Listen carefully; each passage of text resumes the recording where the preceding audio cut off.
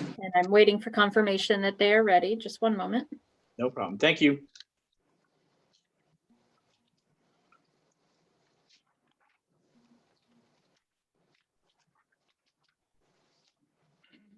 Okay, we are now ready. Thank you very much. All right, we're going to go ahead and call the San Bruno City Council meeting of May 12th, 2020 to order. And if we could please have roll call, City Clerk. Councilmember Davis. Here. Councilmember Medina. Here. Councilmember Mason. Councilmember Mason.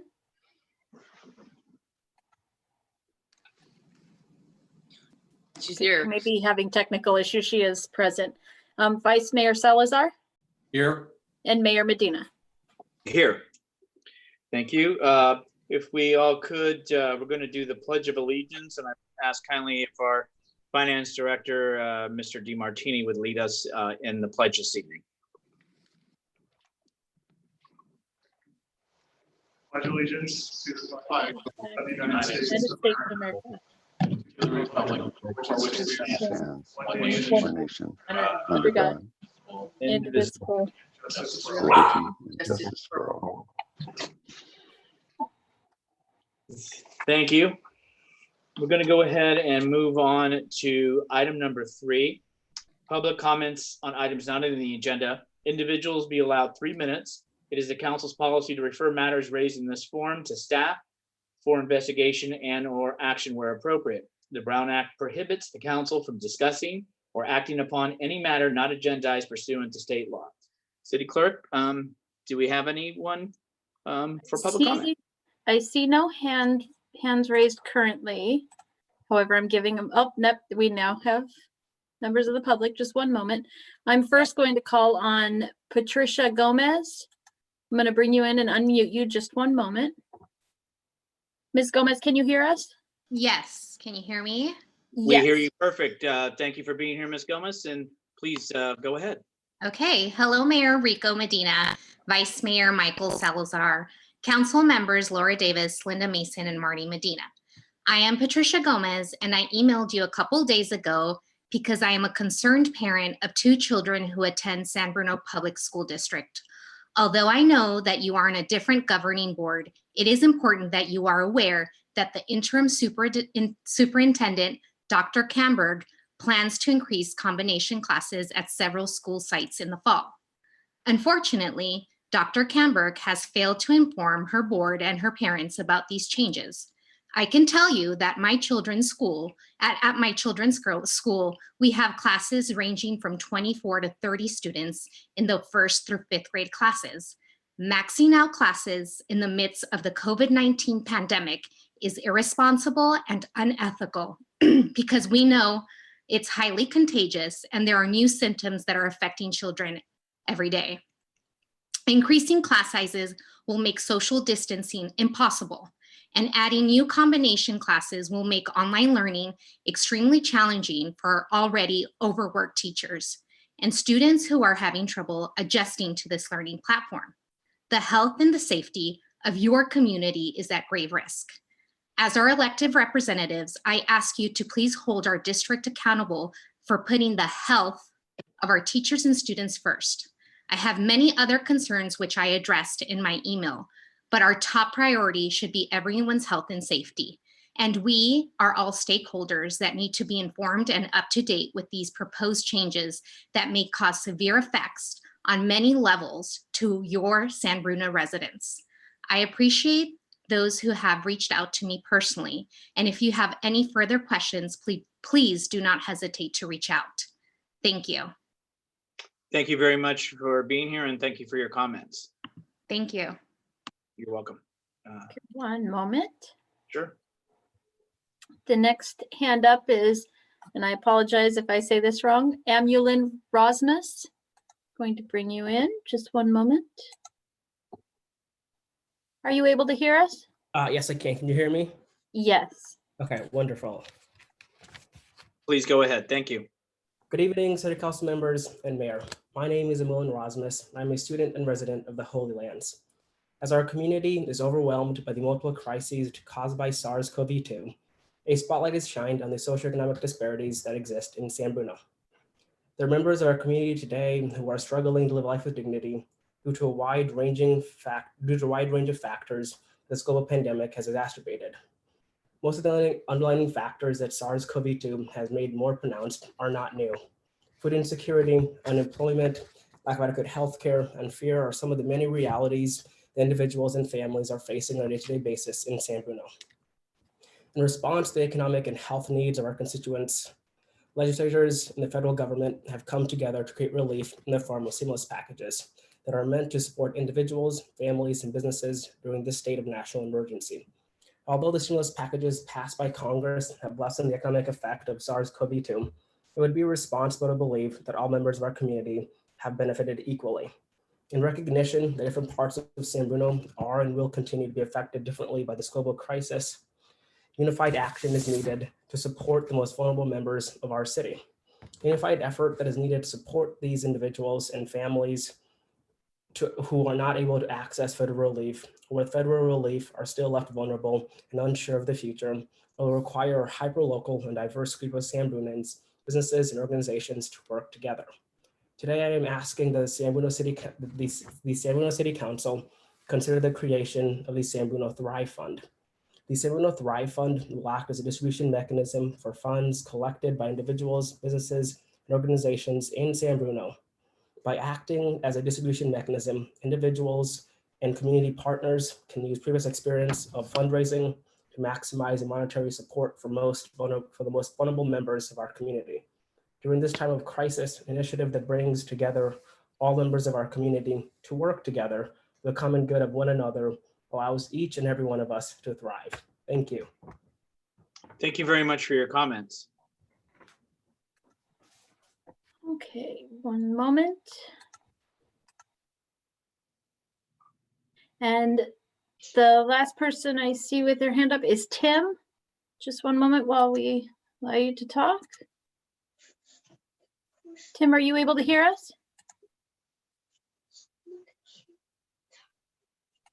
Okay, just one moment while we get his audio working.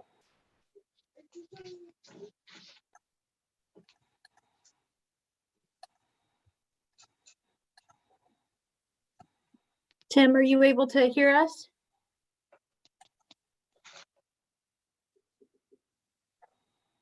Just one moment, I'm having trouble unmuting Tim. Hi, Tim, can you hear us? Yes, can you hear me? Okay, yes, there you are. Actually, my wife is gonna speak. It's Reina Burgos. My wife, Reina. That I'm going to speak. And thank you so Go much. ahead, please. Good evening, and thank you so much for giving me this opportunity. I'm calling. I want to talk for have three reasons. Two is to say thank you first to Julio Moran. And I know my husband sent an email to everyone and for an outstanding service. And he was amazing. So I just want to put it on the record that he was outstanding. My next thank you is to Chief Johansson. I was walking in the neighborhood and I saw him patrolling our neighborhood. I was very happy to see him, and I didn't run into him to say thank you because I know that we have to keep social distance, but I want to thank you, put it, the public to thank him for basically patrolling and looking out for our neighborhood. My next one is about Florida Park. It'll be nice if you can actually give us an update or look into it. What is going to happen to our Florida Park? And if no park is going to be there, is any way we can actually have like a community garden or put some grass so the neighbors are able to bring their children, play ball, or so yeah, suggestions. So thank you so much for this opportunity. Thank you, Reina. City Clerk, do we have any other speakers? One moment. Okay. I do see one. Stephen Seymour, just one moment.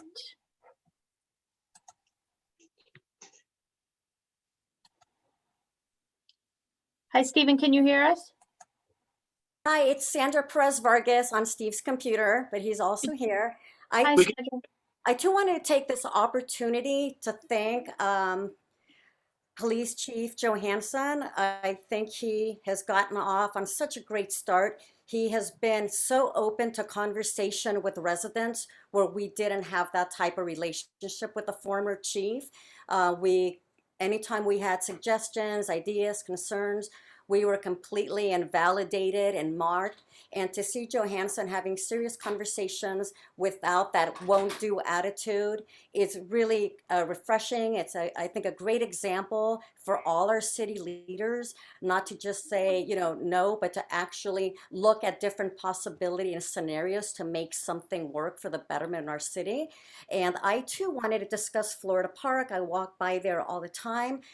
Still kills me that our tree was taken down for no good reason. But we've been throwing around that idea of a community garden. Minimally, I think those gates should come down. I mean, I don't see that there's a risk. Maybe you know something I don't know.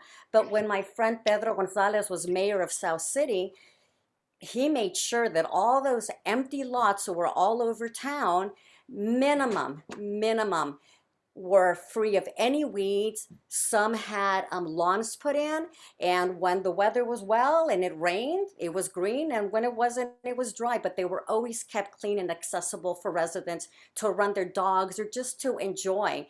And that would be such a positive thing for that neighborhood, because agree or disagree on the removal of the tree, I think we can all agree that there's a better use of that space right now that can serve the community, because who knows if there's ever going to be a park there. So to just let this eyesore sit there just doesn't seem very reasonable.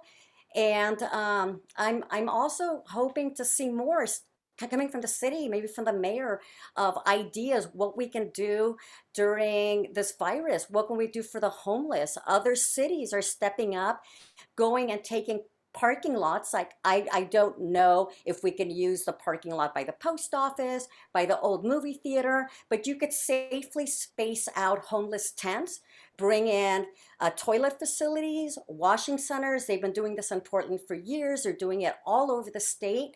And I think San Bruno needs to do better for their unsheltered people. And I would love to see that being led from ahead and not just following from behind.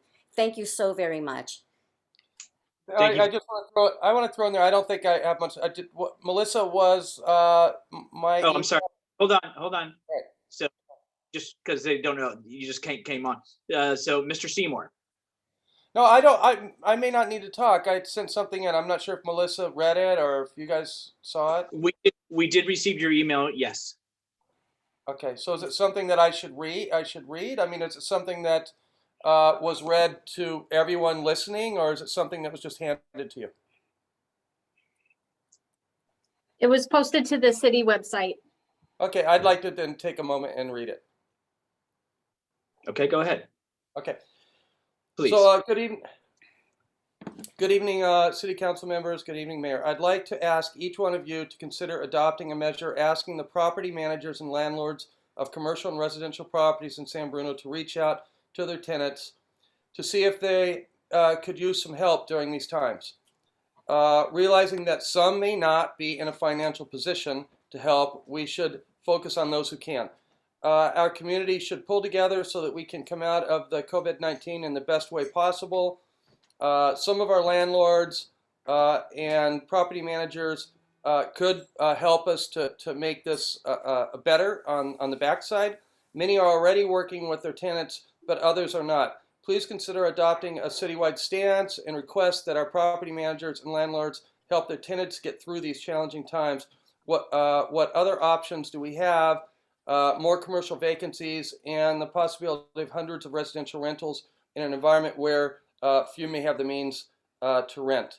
I just think it's important that we do everything we can as a city to keep this community as strong as possible. And I've already heard of wonderful stories from landlords who have either waived rent for a month or two or have reduced the rent. And I do realize there are many who can't. I mean, many have mortgages to pay on those properties themselves, and doing that would put them in a predicament. But I think we have others who could. And I'm most concerned about, well, I'm equally concerned, but also most concerned about the commercial properties on San Mateo Avenue. I mean, there have been a lot of vacancies down there for a long time, and I'd hate for us to see those double when we come out on the other side of this pandemic. So it would be really great if maybe the city council made a statement asking. I realize there's probably nothing you can do legally, and maybe there is, but in my mind, I'm not sure there is. But it would be great to have the city council make a stance that says, let's do what we can. Those who own and those who rent and those who are renting to their tenants, we'd like to see you do everything you can to keep everybody whole on the way out. And that's all I'm asking for. Thank you very much. Thank you, Mr. Seymour. Do we have any other members of the public? City Clerk? Yeah. No, we do not. Okay. Thank you very much. Then we'll move on to announcements and presentations. The first one, again, as we put this on every agenda to remind folks, be sure and fill out your 2020 census. The census only comes around every 10 years and ensures that San Bruno will receive our fair share of federal funds for parks, schools, and other programs. And you can visit my2020census.gov to fill out the form today. Again, San Bruno is at 68.5%, which sounds like that's not bad, but if you look at the overall counties, we're probably at the lower end. And from our last week to this week, I think we went up 0.01%. The highest the city went up is 0.03. But again, it's really important to take that opportunity. Again, you can call, and again, paper mail form should have already been mailed to your home. So please take that opportunity. On items B, we have the Community and Economic Development Department. And my understanding that Darcy Wood, Ms. Smith, is going to be talking about that or reading that, City Manager? Yes. So, and welcome. And if you could, in your discussion on that, can you also please add, even though it's not here, about Mills Park, upcoming the May 18th? Yes, thank you. Darcy Smith, Community and Economic Development Director. Thanks for having me make this announcement tonight. So I have big news. The Community and Economic Development Department is available by appointment only to assist with planning projects and building permits. You'll see a video later tonight showing how we're open for business. So for our customers and the public, please call 650-616-7074 to make an appointment at the counter, or 650-616-7076 to schedule a building inspection. We are open Monday through Friday, 8 a.m. to 5 p.m. And face coverings are required for all appointments. So now we will bring up the announcement for the Mills Park Center community meeting that has been scheduled for Monday, May 18th from 6 o'clock p.m. to 7:30 p.m. It will be using this format on Zoom, and the meeting information is available on our website. And we've also sent out a mailing notice to the neighborhood that many of you have already received. And if I'm not mistaken, that was a 1,000-foot radius, is that correct? Correct. So we noticed to over 1,000 residents and also tenants who are residing in the properties within 1,000 feet of the project site. And that we've also provided a lot of information on our website. So we encourage everyone to join the community meeting and also gain more information on our website. Thank you very much. Let's go on to item C. The San Francisco Public Utilities Commission construction work continues on one of their water transmission pipelines, which is located in our city. This essential work requires a temporary closure of Crystal Springs Road between Cunningham Way and Crestmore Drive on weekdays between 7 a.m. and 5 p.m. The closure is expected to last through approximately May 29th of this year. To learn more about this and other essential projects, please visit sanbruno.ca.gov/news. Then we're going to move on to item D, hearing from Director Tan, receive report and review status of the local emergency related to the repairs to Crestmore Canyon and continuing the declaration of local emergency. Thank you, Mayor. Good evening, Honorable Mayor and members of the City Council. Public Works Director Jimmy Tan. I'm here to provide just a brief update on this Crestmore Canyon project. So at the last council meeting on April 28th, I indicated that staff was waiting for the fence contractor to install the cable fence, and it was anticipated to be installed within 2 weeks. Since that council meeting, the cable fence has been installed. The only remaining item that's left is the paving work on our westbound lanes of San Bruno Avenue. Staff sent agreements to the paving contractor for the review and execution. And once the agreement is executed and the staff receives the bonds and insurance documents, we will coordinate with the contractor to schedule the work. Currently, it's anticipated that the paving work will be completed sometime in June. So this concludes my presentation. I'll be happy to answer any questions. Thank you. And I'm not seeing any hands from my colleagues, so we're going to go ahead and then move on. Mr. Mayor? Oh, I'm sorry, Marty, I didn't see. Yeah, I'm sorry. I didn't put my hand up fast enough. I was interested in knowing how much with the paving work now in the midst of being contracted, how much money are we talking now of getting the repairs done, and how much money is left in the emergency fund? So with the paving work included, it's I'm recalling it's a little bit over $1 million, $1,022,000 is what I'm recalling the number. I don't have the number for the balance of the emergency fund. Maybe that's something that the finance director can provide.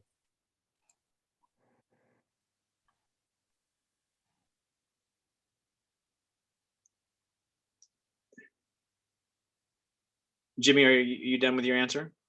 Yes, and I don't have the answer to the second for the balance of the emergency fund. I don't have that at all. No, you just kind of faded out a little bit. That was the only reason. Kind of froze a little. Sorry. Oh, sorry. City manager, do you have something or? Yes. So we began the year with the. You have an echo. Yeah. Go ahead. Let's try this now. If anybody at the senior center has their laptops open, please mute your channel. That's probably what's happening.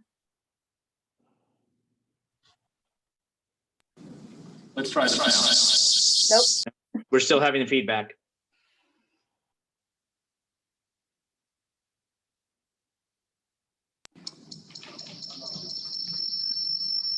All right, well, we're having technical difficulties. Technical difficulties. They will be up in a minute.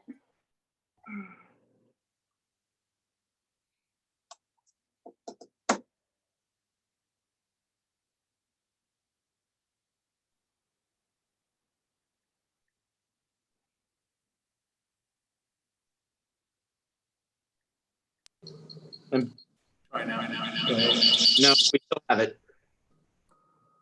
You can get that answer later, Mayor? It's yes. All right. Councilmember Medina will take the answer later. You can send that to the council. That would be appreciated. Why don't we move on to item E, receive update on COVID-19 response efforts. City manager.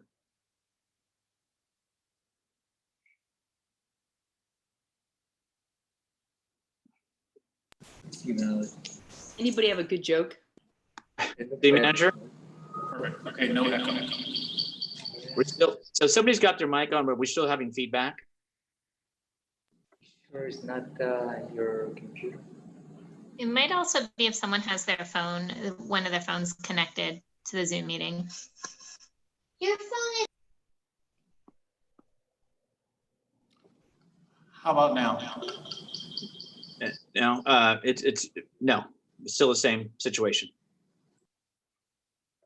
Okay. Let's take a pause while we figure this out. Okay. What we could do is we could also begin the consent calendar if we wanted, just to get council, so we can move the meeting along while you work on the technical difficulty. And if there's something that we need to hold up for under consent, then we can certainly go back. So let's move on to consent and see if there are any items from the consent calendar that council members wish to have a separate vote on. I mean, and again, we're going to do separate vote, and then if there's questions or just comments that are being made, we can still take it all together, but this is specifically for separate vote. Any items? None for me. Okay, so No, separate vote, but I do have a comment sure. Which one, Linda? Which for item? the sign project. Item D. Okay. Okay. So what we're going to do is going to go to item D. Adopt resolution accepting the 218 traffic sign replacement project as complete, authorizing the filing of the notice of completion with the San Mateo County Recorder's Office, and authorizing release of the construction contract retention in the amount of $5,728.63. And Linda. So I just wanted to comment because I felt like for the public, the staff report referred to the 2018 project. And after speaking with Jimmy on this, thanks for your time, Jimmy. I think it's important that the public understand that what's being approved as completed is the priority within the sign project. So the priority set for 2018 was 724 signs, and they have all been replaced. And so the goal that was set was met and completed. And so there will be other priorities set as we move forward and as the budget allows. But I do think it's important that the public understand that what's being approved tonight is that this priority set for 2018 of 724 signs was met. And thank you, Jimmy, for making sure that that goal was met. Thank you. Thank you. Thank you, Linda, for your comments. Okay, so I'm seeing no other hands, hearing nothing else. Do we have action on consent items A through D? To the chair, motion to approve. Is there a second? Second. Motion by Davis, seconded by Medina. All those in favor say aye. Aye. Aye. Oh, aye. Melissa, do we need roll call for this? I would Yes. recommend we do a roll call just to make it clear. Yes, for Zoom. Yes, please, if you could. Councilmember Davis, Aye. Councilmember Mason, Aye. Councilmember Medina, Aye. Vice Mayor Salazar, Aye. Mayor Medina. Aye. Thank you. Motion carries. Okay, so at this time, let's go back under announcements and presentations. Go to item E, receive update on COVID-19 response efforts. City Manager? Yes, how does this work? Nope. Is it just where you're at, City Manager, or if you were at another station, would that work better? It appears we may have to do that. So since the finance director is on the next item, maybe we can go under public hearings, just in case we have members of the public that are here to speak on that. Mayor, I would recommend we take a quick recess because it looks to me, Keith, are you at the senior center? He is. Okay, I would recommend we take a break because he also has the slide deck for that and a presentation, a brief presentation. So I believe we might have the same feedback issues. Well, can we test, can the finance director give a test on his mic, please? Yes, this is Keith. Yeah, We have the same situation. So at this time, unfortunately, folks, we're going to take a 5-minute recess in order for some technical items to be worked out. And Melissa, if we can just please, and Miriam, we'll take about a 5-minute break and reconvene back, and we will go back to the COVID response, and then we'll go to public hearing. Sure. Thank you. Thank you, everybody.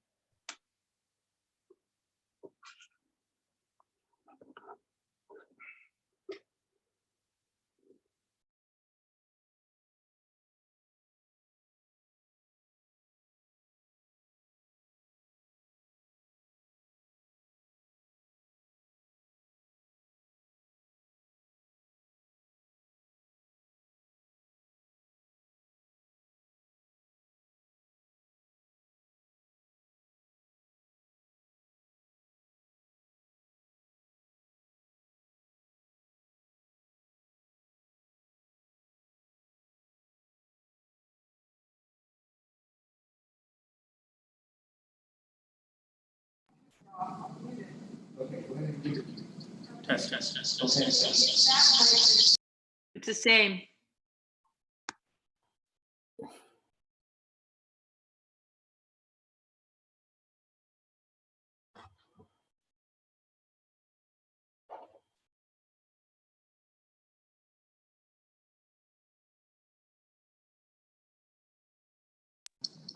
Testing. It's the same.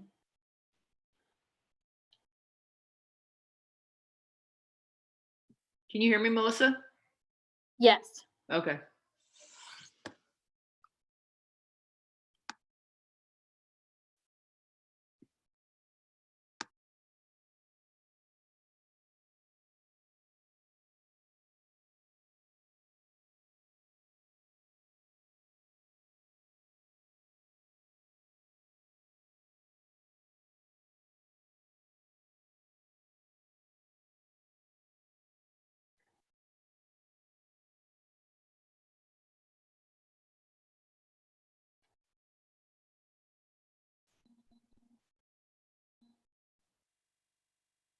Hey, Miriam.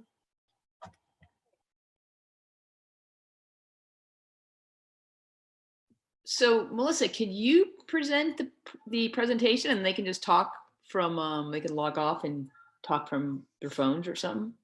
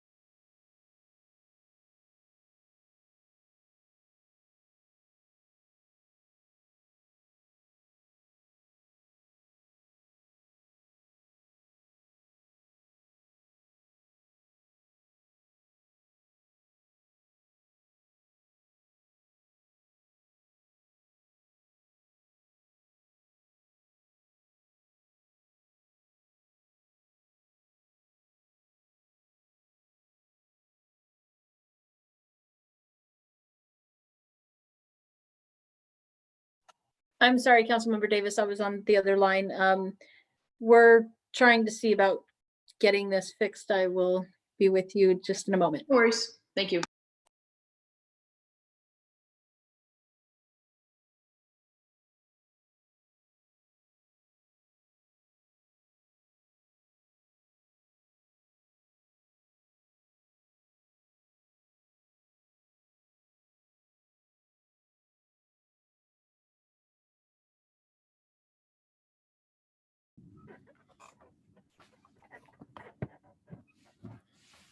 Hi, Melissa. Can you hear me? I'm back.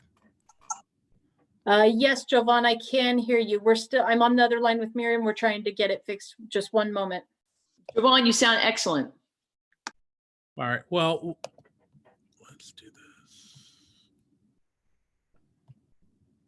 And maybe Javon, you could do from there the COVID update, and then hopefully we can fix the other element later.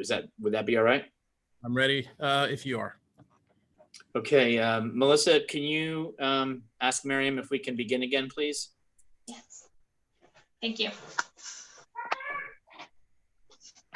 Yes, I will ask her. And she says go.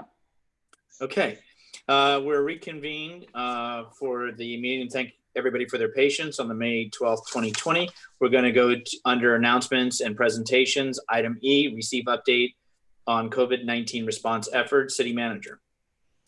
Good afternoon, Mayor, Council, members of the public. I do apologize for the technical difficulties. Why don't I run through our COVID-19 update? As with everything with COVID-19, it sucks. Let's provide an update. Our agenda will first begin with some general stats like we always have. The good news is that we now know the information in San Bruno. We'll talk about the shelter in place order. We will talk about resources, and then we will try to play one of our recent PSAs. So as of today, or as of yesterday, the number of cases was just under 15,000 in San Mateo County with 65 deaths. We provided this portrait of the dashboard before. The web address is at the bottom of the screen. It is the San Mateo County Health Department's website dedicated to coronavirus. It is a wealth of information. We won't go through this in detail today. However, we did want to provide this snapshot. Important point is right in the center of the screen where it says new cases by day. The number of new cases by day in May continues to go down, and we are nowhere near where we were in the middle of April when we had almost 80 cases in one day. And so the bell curve continues to look like we are at the apex and going down on a number of new cases by day. There has been one major change in the deaths by age. The public will remember every time we have displayed this before, there have been no deaths in our county of anyone younger than 50. That is now no longer true. There was a death of someone aged 30 to 39. So we know that we cannot just say it is our individuals in our community over 50. Now, early on, the county did not release data by city. And now they are beginning to release data first by zip code and now by city. We know of, and the snapshot in time for this is of the confirmed 1,397 cases. 74 were in the city of San Bruno. We do not have information on the number of deaths. What I would say about that number of 74 confirmed cases in San Bruno is that represents 5% of the county's population. Our population is 6% of the county's population. So it's roughly equivalent if we sort of want to judge our size as opposed to the other cities in the county. The trend is to be expected based on our population size. The other important note about that 74 people or 74 confirmed cases in San Bruno is that it represents less than 0.2% of our population. San Mateo County Health Order remains in effect. I think it has been widely publicized that our county and the other counties in the Bay Area did not follow suit with the governor's relaxed order for stage 2. And what the health officer said is that they will continue to reassess. But for the moment, we are following the more restrict shelter in place orders that were in effect before Friday of last week. And there was a joint press blitz beginning on Friday and throughout the weekend. There was, however, a modification to the shelter in place order issued yesterday, really specifically related to high school graduations and drive-by graduations. And there were some modifications that are really being used by a number of the school districts within the county, as well as cities like ours that are partnering with their school districts to really put together a different but a very meaningful promotional ceremony for our kids that will be graduating and going on to the next level. Testing is always a topic that we want to talk about. And so verily.com is still the best site for free testing in our county. So go to verily.com. those tests are currently being performed at the San Mateo County Event Center. The good news there is that the county has announced that they will do mobile testing, and they will, at some point in the near future, we expect that to be the middle of May, begin setting up test sites across the county. So one on the coast, one in the northern portion of the county, probably very closely near San Bruno. And so when we have that information, we will certainly put that out on all of our various platforms. Private testing, same guidance as before. Contact your primary care doctor, and Dignity Health does have a test site in Town Center, and you can access that through the Dignity Health website and going through their online portal. I have heard that that is now free of charge. It is being prioritized depending on your condition, but what still remains true is as tests become more available, the restrictions on who can be tested will be lifted. We wanted to talk a little bit about housing assistance. Eviction, there's a moratorium in San Mateo County on evictions. Tonight on the City Council agenda, we will be discussing a commercial moratorium. And there's also information and important FAQs that can be found at the San Mateo County website. The other thing that I want to mention is our Senior Center newsletter. So members of our local San Bruno Senior Center received this publication in the mail. You should have received it over the weekend or shortly. It is our volume 3, a nicely produced document by your very own City of San Bruno staff. This is our volume 3, and they keep getting better and better. But it is a new effort that we created during COVID-19 because our seniors cannot come to the Senior Center, and we want to make sure that they are informed and have brain games and articles and information from us. I want to talk a little bit about the Great Plates program, a program that was announced by our governor, and a lot of work was done to really find out what it was or what it is and the criteria. And so we wanted to talk a little bit about that and provide the contact information, the 800 number, 1-800-675-8437. There are a number of eligibility criteria. They're listed. I won't go through all of them, but I will mention a few. So to be eligible for this new program, that is a meal delivery service by local restaurants, a person must live alone or with one other eligible adult. They may not receive meals from other programs, federal or state programs. They do not have family or friends that can provide the meals. They are unable to prepare and shop for the meals, and there is an income requirement. A number of the people that regularly attend our San Bruno Senior Center and that have taken advantage of our meal delivery process. So at this point, we're delivering just between 80 to 100 meals a day to our seniors. Some may be eligible. We are pushing out this information through our contacts, and anyone that we think could be eligible for this new program are being referred there, and information is in the brochure that went out. I want to remind the community, social media, Facebook, Twitter, Instagram.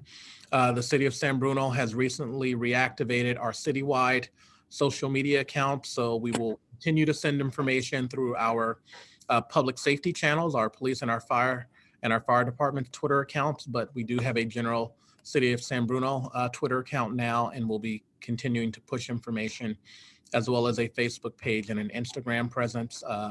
Go to your social media platform of choice and search for City of San Bruno. We have a number of public safety announcements on our COVID-19 website, and we are increasingly changing and not only producing PSAs related to COVID-19. We know people have a little COVID-19 fatigue. And if this works, we wanted to show you our recent PSA about our planning department. Planning and building permit counter is now open by appointment only. Now you can submit the following.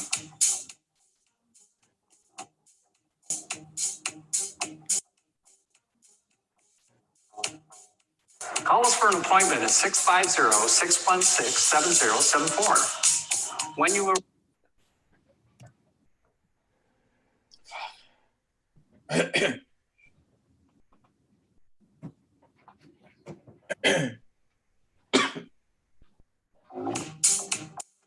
Planning and building permit counter is now open by appointment only. Now you can submit the following.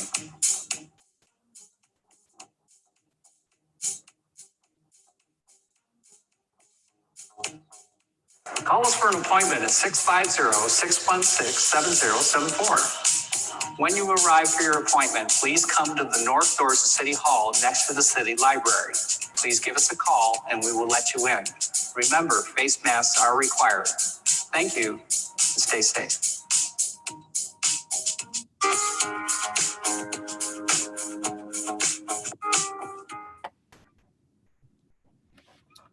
Okay. That concludes the COVID-19 presentation. We saw it twice. Twice the fun.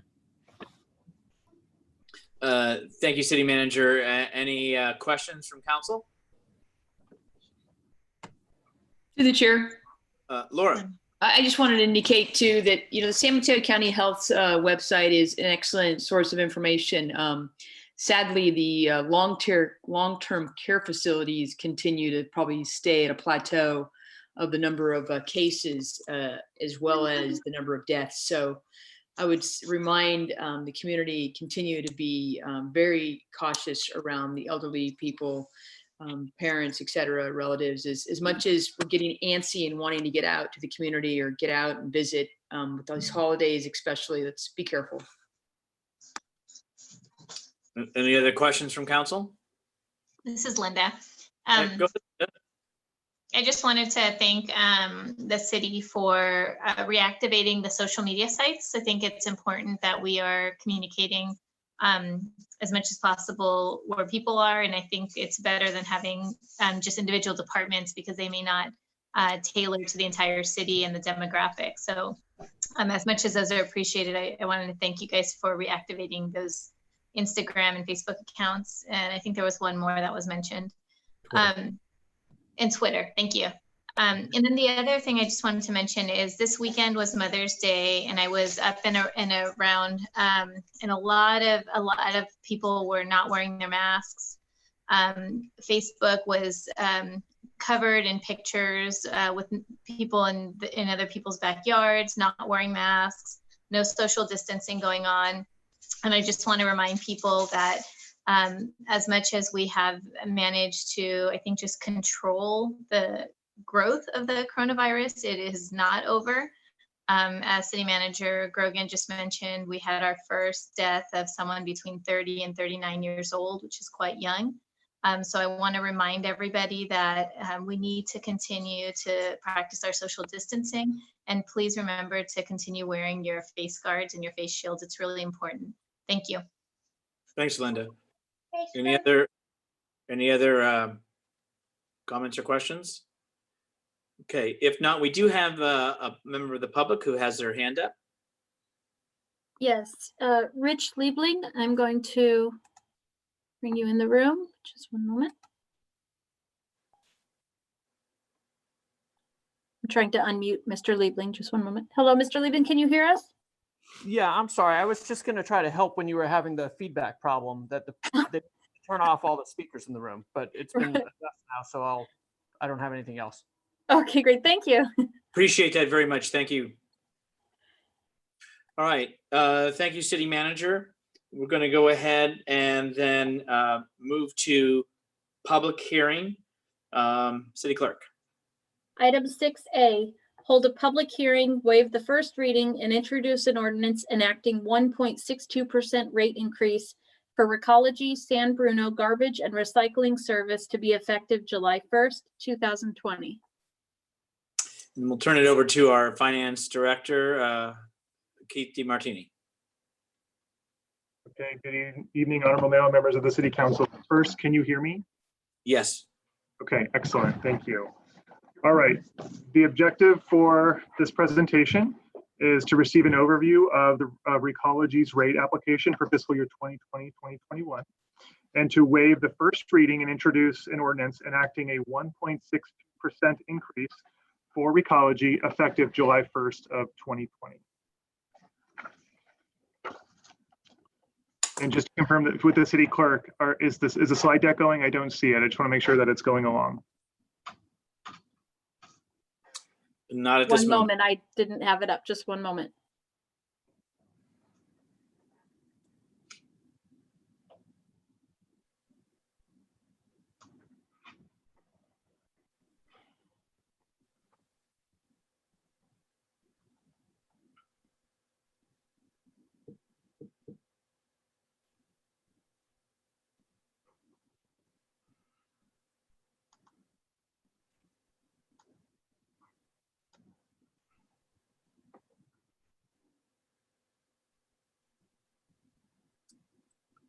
Okay, Keith. Okay, great. Thank you. If you can go to slide 3, please. We'll move on to the agenda for the presentation on slide 3. First, talk about the rate adjustment for fiscal year 2021. We will talk about the specific rate changes for residential and commercial toter sizes. I will also provide an overview of the protest period that has recently been concluded and a timeline to implement the new rates. We'll also talk about the public notice that was sent out via mail to all residential and commercial garbage customers. Talk about the timeline and the request to the City Council. And then Kirsten Pinocchi from Recology San Bruno will provide a brief overview presentation as well to conclude this presentation. So moving on to the next slide, the proposed rate adjustment for fiscal year 2021 will be a rate increase of 1.62% across all of the toter sizes. The new rate will take effect on July 1st.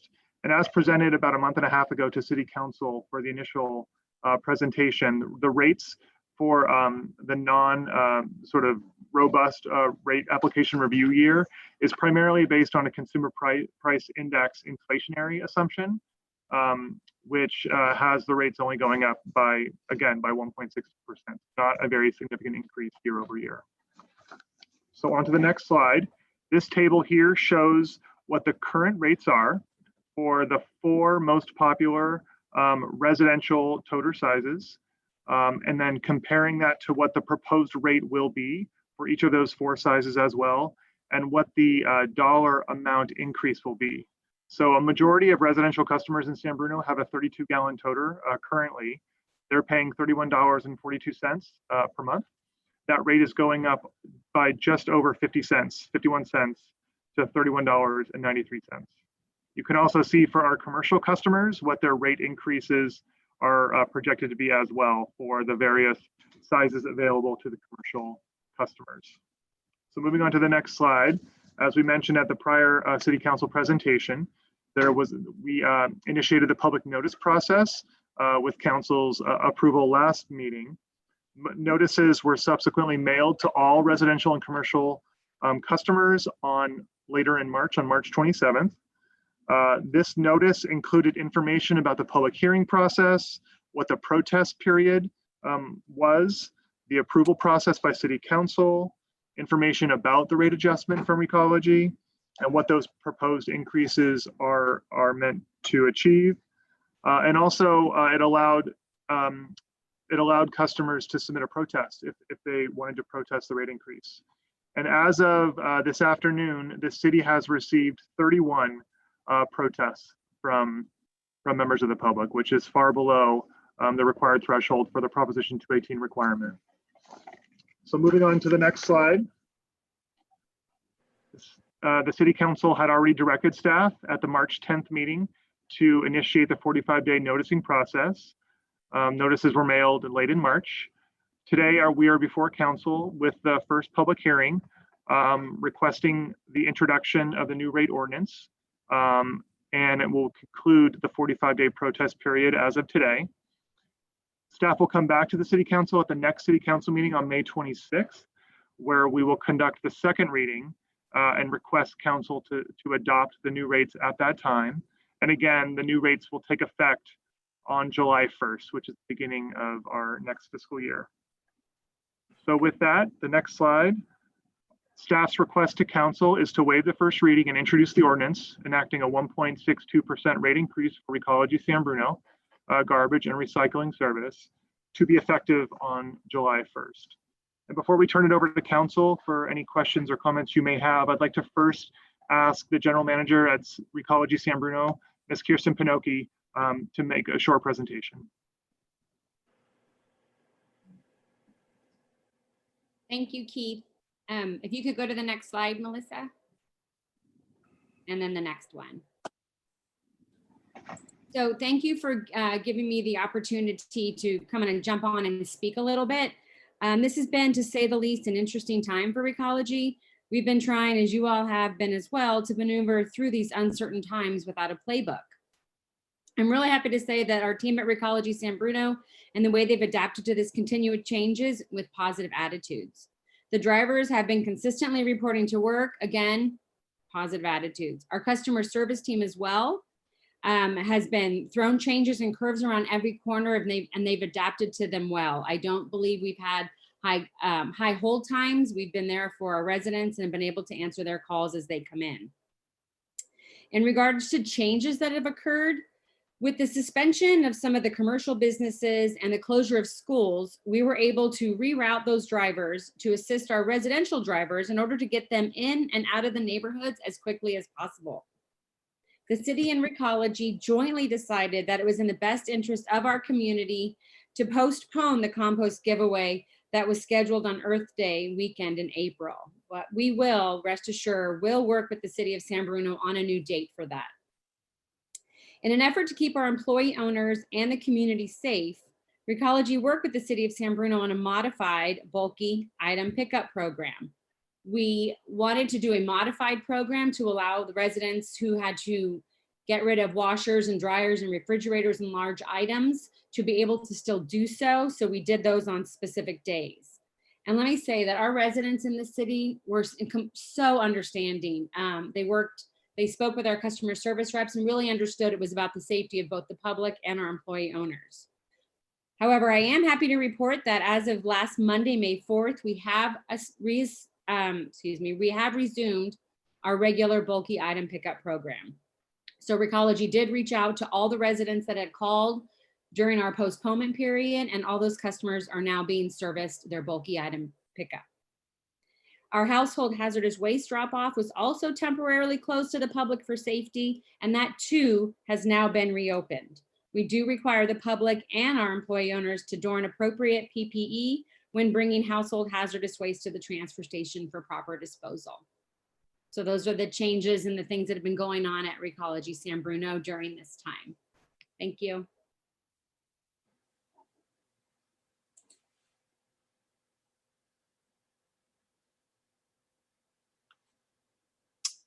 Keith, are we back to you? Yes, Mr. Mayor, that concludes staff's presentation. So we'd be happy to take any questions you may have. Thank you.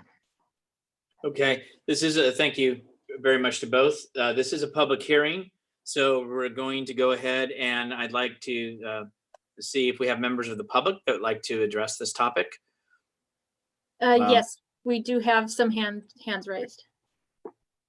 Okay, why don't we go ahead and hear from those folks first, please. Okay, we'll start with Tim. Just one moment, I'm bringing you into the room.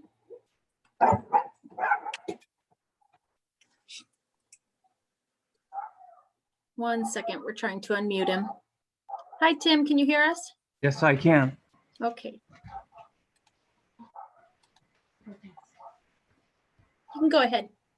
So on this topic, I would like to mention that I'm protesting against the Recology increase. I believe it's not a good time considering the pandemic that's going on now.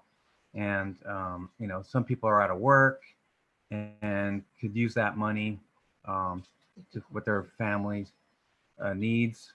So I would like this not to be vote no on this. Hopefully the council will do that and consider what's going on in the world and in our community at this time. Thank you very much. Thank you, Tim. And Raina, my wife, would like to talk on it too, as Okay. I know yes, since we're there and you took a short time, why don't we ask for Raina to go ahead if she's available. If there are other people, I'd rather leave the time for other people to speak. But I also protesting to the increase. Because, a lot of people are having so much difficult time putting food on their table, let alone, and now at this time, put in an increase. Yet, how to stay afloat in San Bruno, I think it is not appropriate. So I protest, and hopefully City Council will take that will make that decision, because it's not the right time to bring this issue or the increase at this time. Thank you. Thank you, Raina. Okay, one moment. Okay, the next person is Stephen Seymour. Just one moment, Stephen or Sandra. I'm not sure. I'm bringing you in now. Hi, Stephen or Sandra. Can you hear me? It's Sandra Perez Vargas. Go ahead. Good presentation, Kirsten. I want to preface my comments by saying that I love Recology. I think they're an amazing company. I have friends who currently work there, have worked and retired from there. It's one big family, and they provide an amazing service for our city. That being said, although you are asking for a very, very reasonable rate increase, even minuscule, I would say, I just think the optics of it might be bad for your company, because when other companies are giving, breaks like not turning off the lights or other breaks, and with so many people really on the edge, I don't think it's the amount you're asking and that it's not a valid request. I just think it's the timing, because it could be just the last straw emotionally for someone. So I would just ask that you consider that, maybe postponed by 6 months, if that seems reasonable to you. 90, whatever you think is very reasonable, but I just really, really think it's worth considering, because I think you should hold on to that reputation as a wonderful company to work for and to be served by. Thank you. Thanks, Sandra. Do we have any other speakers, City Clerk? Yes, we have one more. Just one moment. Amulin Rosmus, just one moment. I'm bringing you into the room now. Can you hear me? Can you hear us? Oh, yes, I can hear you. Can you hear me? Yes. Okay, wonderful. I would like to also, I think, just piggyback on what Sandra said. And I think although the rate is extremely low, I think the time is not right. Although those rates are low, as you all mentioned, and she did as well, I think postponement is the best for all of us. And because that increase seems so low, it seems as if it seems as if the company is not going to go into bankruptcy because it doesn't get that low increase. And so I think postponing it is the best way to deal with that low increase. And when we all as a community are starting to work and have a more regular income stream, we can, I think, better support Recology and also support one another. Thank you. Thank you for your comments. One moment. Okay, I believe that is it. I don't see any other hands raised. I do see one. Maybe it's for Mr. Oh, I'm Seymour. sorry. Mr. Seymour. I don't know for a fact, but maybe.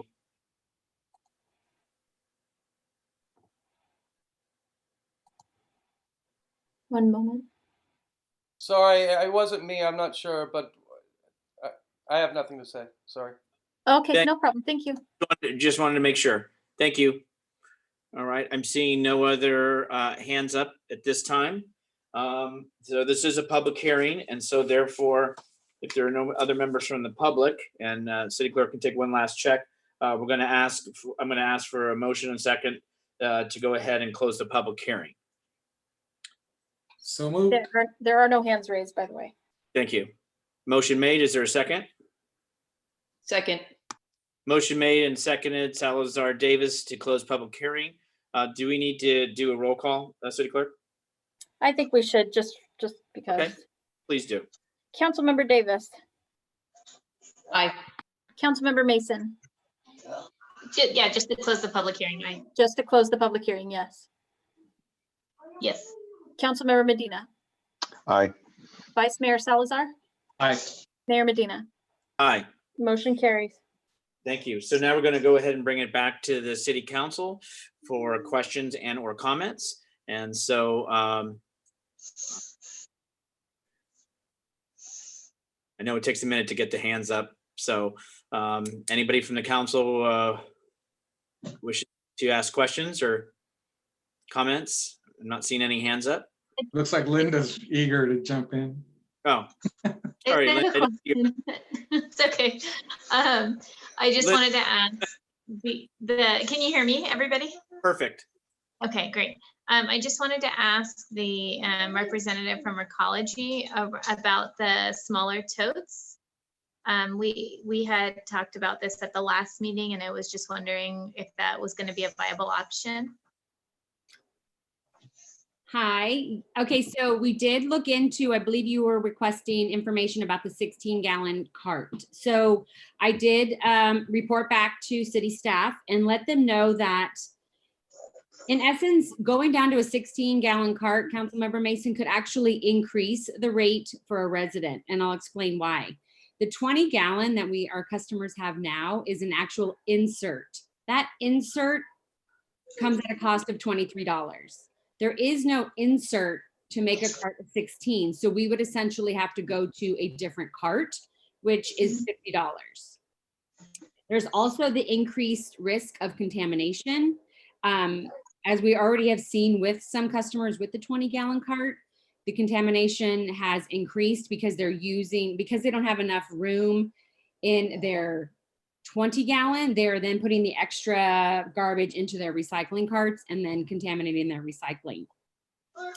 The other piece of that puzzle is that the cost of organic processing and the cost of, now you know that recycling is actually, there's a cost to processing the recycling, those costs are continually going up. So in order for someone to migrate to the 16-gallon, they would have, if there was one, they would have to actually pull things out of their current cart and put it into the organics cart and the recycling cart in order to be able to utilize a 16. So those costs are continually going up. So quite honestly, I don't see that there would be a cost savings in moving to a cart that is only 4 gallons in difference. It might actually cost more. So the $50, thank you for that. The $50 would be whose cost? It would be a cost on Recology because we buy the carts, but then it would ultimately come back to the ratepayers during a detailed rate year because there's increased costs that Recology would incur. Okay, and so do you have an estimate of what that would cost a resident who would choose to go down to the 16-gallon? No, but I could probably tell you that I think that, well, no, I couldn't give you a cost estimate because that would be, we'd have to do a like a pro forma like we do when we did the organics. So. Okay, I mean, I looked at what it costs in other cities and it is cheaper than what we have here. And I don't think that's enough for my household, but maybe for some seniors on fixed income or, you know, singles, or maybe people just that don't have as much garbage. If I'm basing it on the numbers I'm seeing in other cities, it would be a cost difference of about, I think it was $5 to $7. So if we could get that cost, that would be helpful, but before we approve, or actually just review the Recology contract, that would be great. Okay. You just went on mute. Yes, I will. Yes, I will. We'll take a look at. I'll work with the city manager and finance director on getting that information for you. To the general manager, when you say the 16-gallon insert, are you talking about a new garbage can or just a different insert? If it was the 16-gallon, it would have to be a completely new cart. Meaning, or as we may call it, a garbage can, but I know it's a trash receptacle. Okay, so then that's where the $50 comes because you would need new receptacles. Correct. Okay. So it's not just, you can't just put the insert, you've got to have a new can. Okay, and are the trucks equipped for that? If it was a different receptacle? Yes, we use a semi-automated process, so we would be able to hook the new cart onto the same tippers that we have currently. Thank you. And I'm sorry, Linda, I jumped in. I apologize. No, you're fine. And then I sent a number of questions in to the city, but I just sent them this morning without the expectation that they'd be answered by now. So hopefully we'll get those answered by the time it comes back to us. So that's it for me. Thank you. Thank you. Anybody else from the city council? Marty. Okay. I know this is tiring for a number of our residents that each year we're coming back, and by the contract that we have with Recology, this is the process. We especially now, these increases are very modest, yet they still do add up. So my question is, if we postpone this increase and in the detailed year, Recology would be able to make up the difference, our rate increase will be much higher in the following year. I just wanted to pass that on to Kirsten and find out if they have thought of postponing this increase. Kirsten? Yes, so I did speak with, our controller prior to this, because that is a common question that I would expect. His answers to that were obviously delaying the rate increase would result in a larger increase in the future. So understand that. There's a piece of that this rate increase is part of the franchise agreement, and delaying an increase would be outside the language of the franchise agreement and would require negotiation of the new terms. So it's not as simple as saying, sure, we'll delay for you. There is some other factors involved. Again, we will work with residents who are currently still in the 32 gallon and can definitely work with them to see if they can qualify and can utilize the 20 in order to take some of this pressure off of our residents as we do every rate increase. So I would encourage residents to definitely give our office a call to see if that's something we can do for them.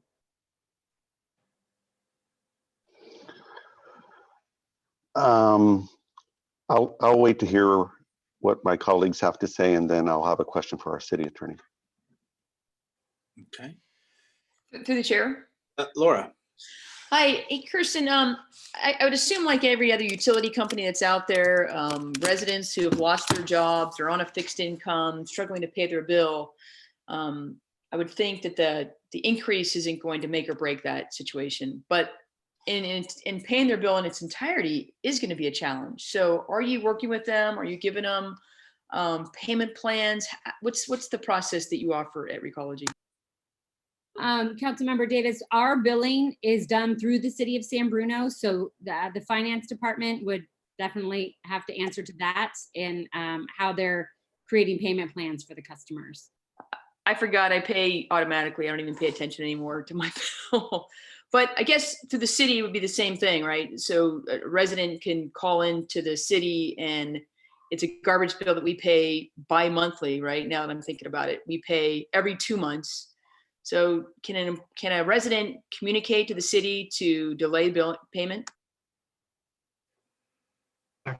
Councilmember Davis, this is Keith, if I may, through the chair. Yes, the city does offer a low-income assistance program for residents that do qualify for such assistance. The application for that program is on the city's website. Anybody can download it, email it with supporting documentation to justify the request to our office. We will review it as expeditiously as possible and set up people with low-income assistance for the utility bills. We also offer payment plans for a variety of different circumstances for folks that may need to spread out their payment over a series of a couple of months. That truly is an exception if people are really having a hard time to make their payment. But I have staff working with clients, with customers on a daily basis, really working with them to make sure that they stay in compliance with their utility bill. Thank you. Michael, anything from, do you have questions?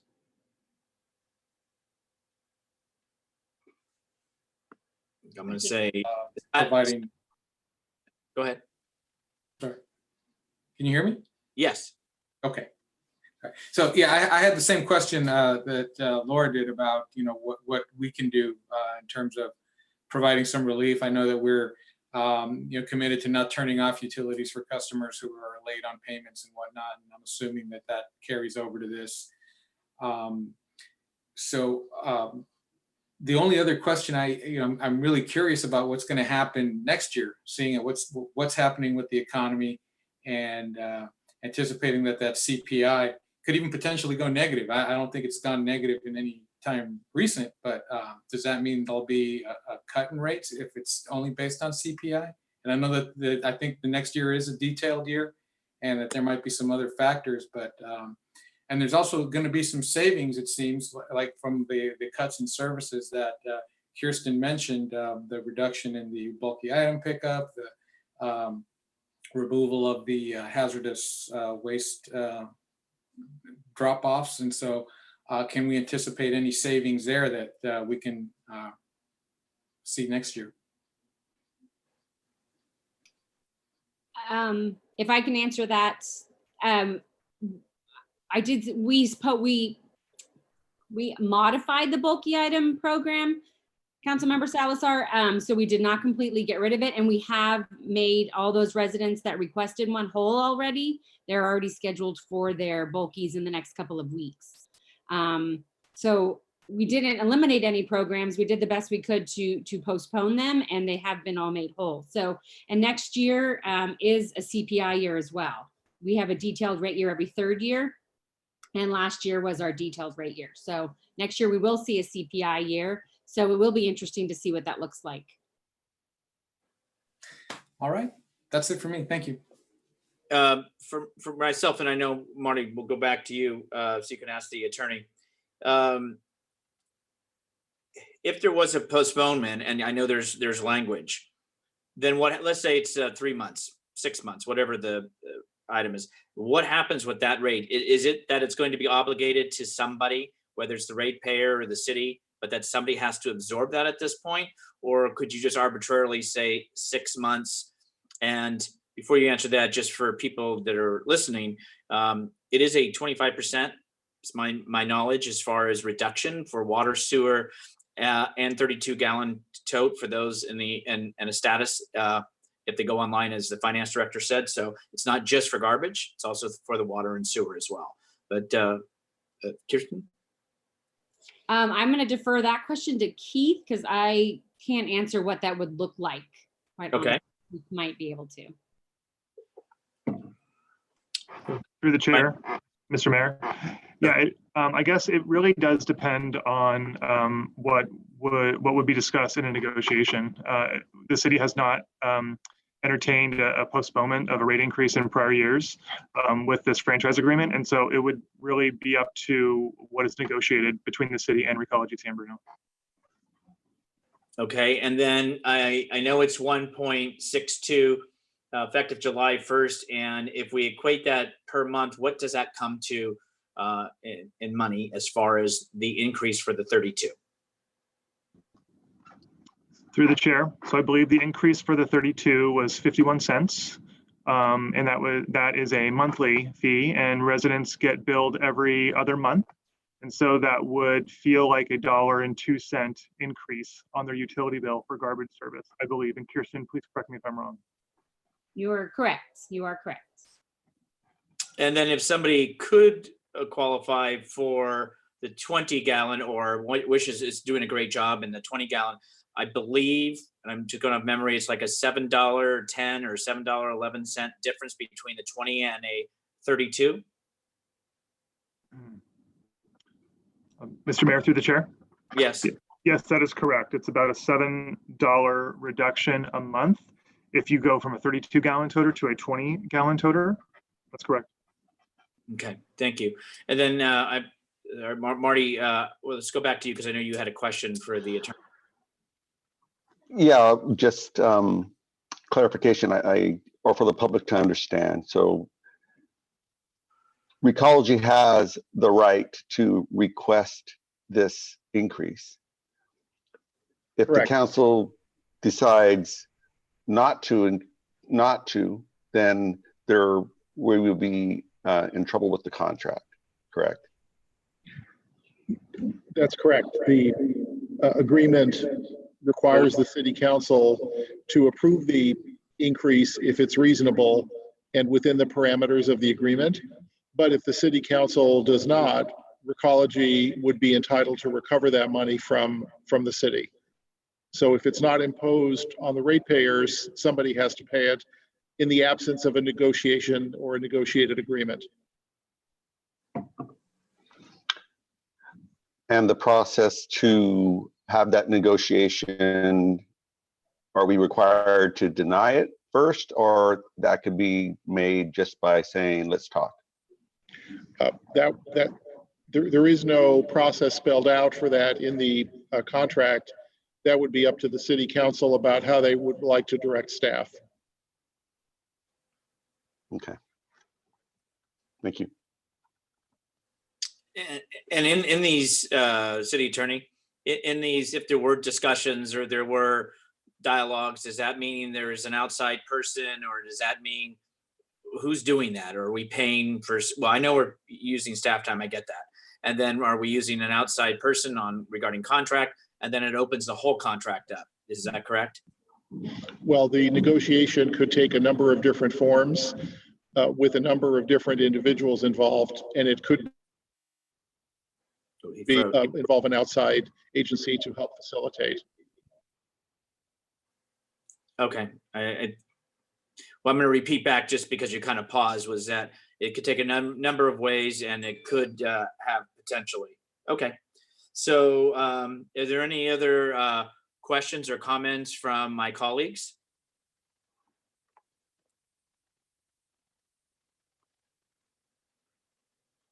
Okay, I'm not seeing any.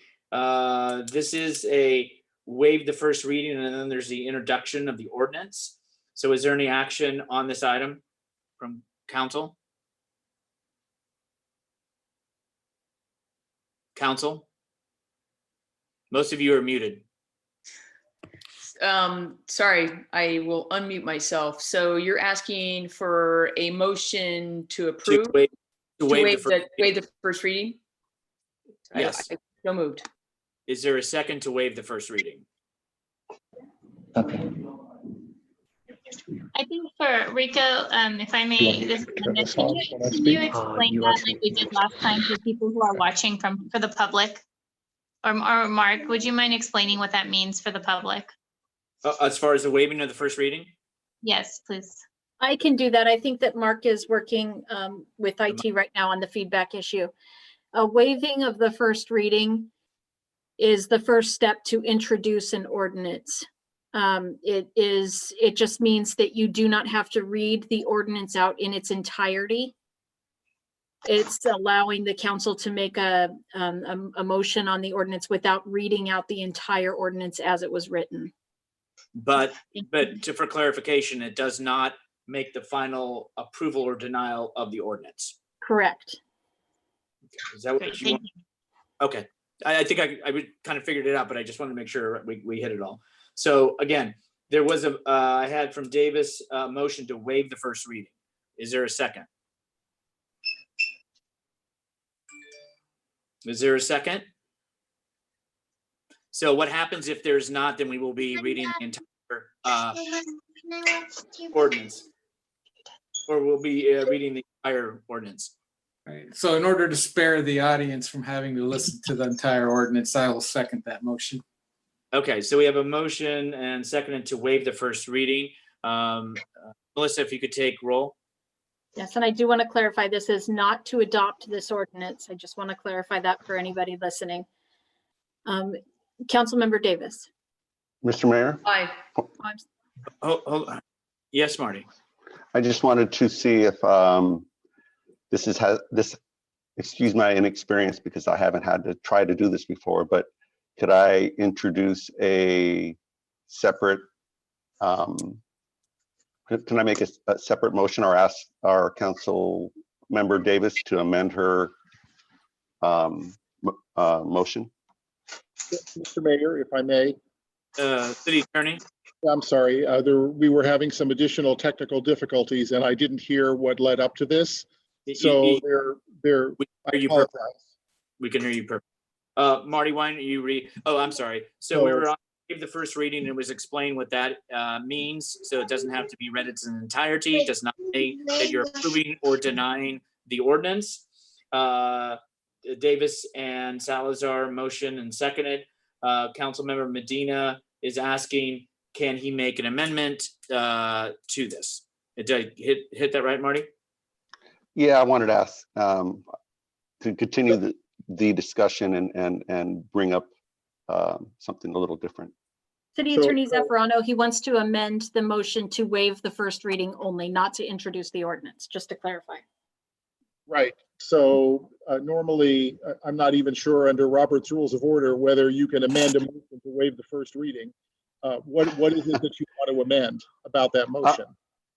So I just so we all understand, currently we are just waiving the first reading, and what I would want to add in there is to ask staff to talk to Recology about what it would take to delay the increase. So, Councilmember Medina, that would be an appropriate amendment to request after there's a motion or in a motion to introduce the ordinance. Because remember, the introduction of the ordinance would occur at this meeting and the adoption would occur at a subsequent meeting. So the waiving the first reading is merely a procedural motion to not have to read the entire ordinance off before it's introduced. So I would recommend deferring that until after the motion to waive the first reading is voted on. Thank you for that clarification. I learned something today. Okay, so we're back to the motion and second on waiving the first reading. And Melissa, can you call roll? Yes, Councilmember Davis. Aye. Councilmember Mason. Aye. Councilmember Medina. Aye.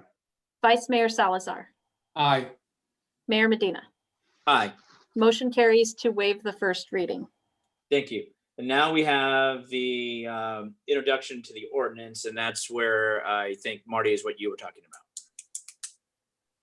Yes, Mr. Mayor, if I may. So at this time, a council member could make a motion to introduce the ordinance, either including or not including the request by Councilmember Medina. If it does not include that request, Councilmember Medina could request an amendment to that. And the motion maker can either choose to amend his or her motion, or the request for an amendment would be voted on separately and before the main motion. Does that make sense? Yes. Okay. So right now, if introducing the ordinance, and again, City Attorney, this also comes back a second time, but for the second reading, then that is to affirm the action of the ordinance. And what this Councilmember Medina is asking, well, can we move this forward but have staff look into possible negotiations to possibly postpone, I guess. But then again, if the answer is no, it's no. But then that means negotiations of the contract, and theoretically somebody's going to could pay. The city may have to pay, or the ratepayer, or we may find it at a later time. Is that, hopefully I didn't confuse it. No, Mr. Mayor. So the city council could introduce the ordinance at this meeting. The city council could make a separate motion if they wished to direct staff to enter into negotiations with Recology. Those would not necessarily be mutually exclusive. Okay. Thank you. Mr. Mayor. Yes, City Manager. Through the chair. Keith, can you pause? So, all right. Okay, we're good now. Yes, you're good. It seems that there may be a motion made to direct staff to negotiate. I just want to point out that we would need to know and have clear guidance from the city council. As the city attorney said, the contract states that they are due this appropriate increase that aligns to CPI. If the city embarks in negotiations with Recology to delay it, it would be nice to know, does council want a several month delay until potentially the end of COVID-19, or does council want a full year delay? In any event, how would council like to direct staff to handle any amount of the increase that is not paid, such should it be added to the rate increase, the CPI next year, and also the rate increase that's not received this year, would that have to be repaid, and in what time period? So there's currently a request for a 1.62% increase. Let's say CPI next year is 1%. Will the increase next year be 2.62%? And then how would the increase for the 1.62% that was not collected this year be handled? Would that be added on to year two? So members would pay the 1.6 this year, CPI plus the back. I think all of those are important. The other thing that I want to say, and I know rate increases are a challenge for everyone. As costs increase, having small rate increases is oftentimes preferable than large rate increases. And so what's before you is a rate increase at the 96 gallon toter of just under $1.5 a month, or $1.50 a month. But the average customer has a 32 gallon toter, and that is a 51-cent increase per month. Thank you. Okay, so first of all, we can either try to introduce the ordinance, or Marty, you heard the city manager. So are you prepared for, because we would, as the manager said, we would need all those parameters. But I'm going to turn to the rest of my colleagues as far as they want to move forward on the introduction of the ordinance, and then take up a separate motion and see if that's considered. So up to my colleagues. Through the chair. Michael. Mike, I am definitely sensitive to the plight that a lot of our residents are in, and I understand how the optics on this is pretty bad, that we would push through a rate increase during the pandemic while so many people are out of work. But of all of the increases that are going to come across our desks, and all of the expenses that we're going to incur, this is probably going to be the most modest of all of them. And given the late hour of this negotiation, and being the lack of control we really have over the mechanism, being that there's a third party involved here, so this is not just us deferring a collection on revenue that's due us. There's also that payment that needs to happen out to a private entity. And so, as the city manager pointed out, there are a number of parameters that would have to be decided. And it just seems that, trying to figure all that out and negotiate all that, or build that into, the ordinance that we're going to introduce tonight, seems precarious. And beyond that, this also means that staff is then going to have to dedicate time to this effort, this negotiation effort, completely out of the norm of the normal negotiation that happens around garbage contracts, and during a time when resources are already stretched. I just don't see that being I don't see that being a good course for us to take. So I'm going to recommend that we move forward on the ordinance the way it's currently structured, and with the understanding that it does have an impact on people, but we do have to move forward on this action. Mr. Mayor. Yes, please, Marty. I think our city manager is right. I think Michael has a good point. With the long-standing relationship that we have with Recology, that they are a valued service provider, no doubt. The intent is to ask for a delay at this time of unprecedented time. And it is minor. It is $6 a year for the 32 gallon toter. Correct. So that's not going to kill anybody. The company, if they could just say, yeah, you know what, let's not make it a big blown negotiation, because it isn't. I would think that, okay, tell you what, starting in the year, you'll get your rate increase. And you could go ahead and add it on at that time, and they can make it up the amount of money they missed out on for next year. That's all I'm thinking of, just being sensitive to it. It is so minor, and it's almost like, I see Michael's point. I get it. Like, it's $6 in a year, but because it's so small, then it's like, well, then go ahead and delay it. It's not going to break the company. Everybody's going to get whole at some point, and if it can't be figured out in an hour, then okay, we know it can't be figured out. I'm not asking for a huge negotiation, and I'm just hoping that it could be something that could be accommodated.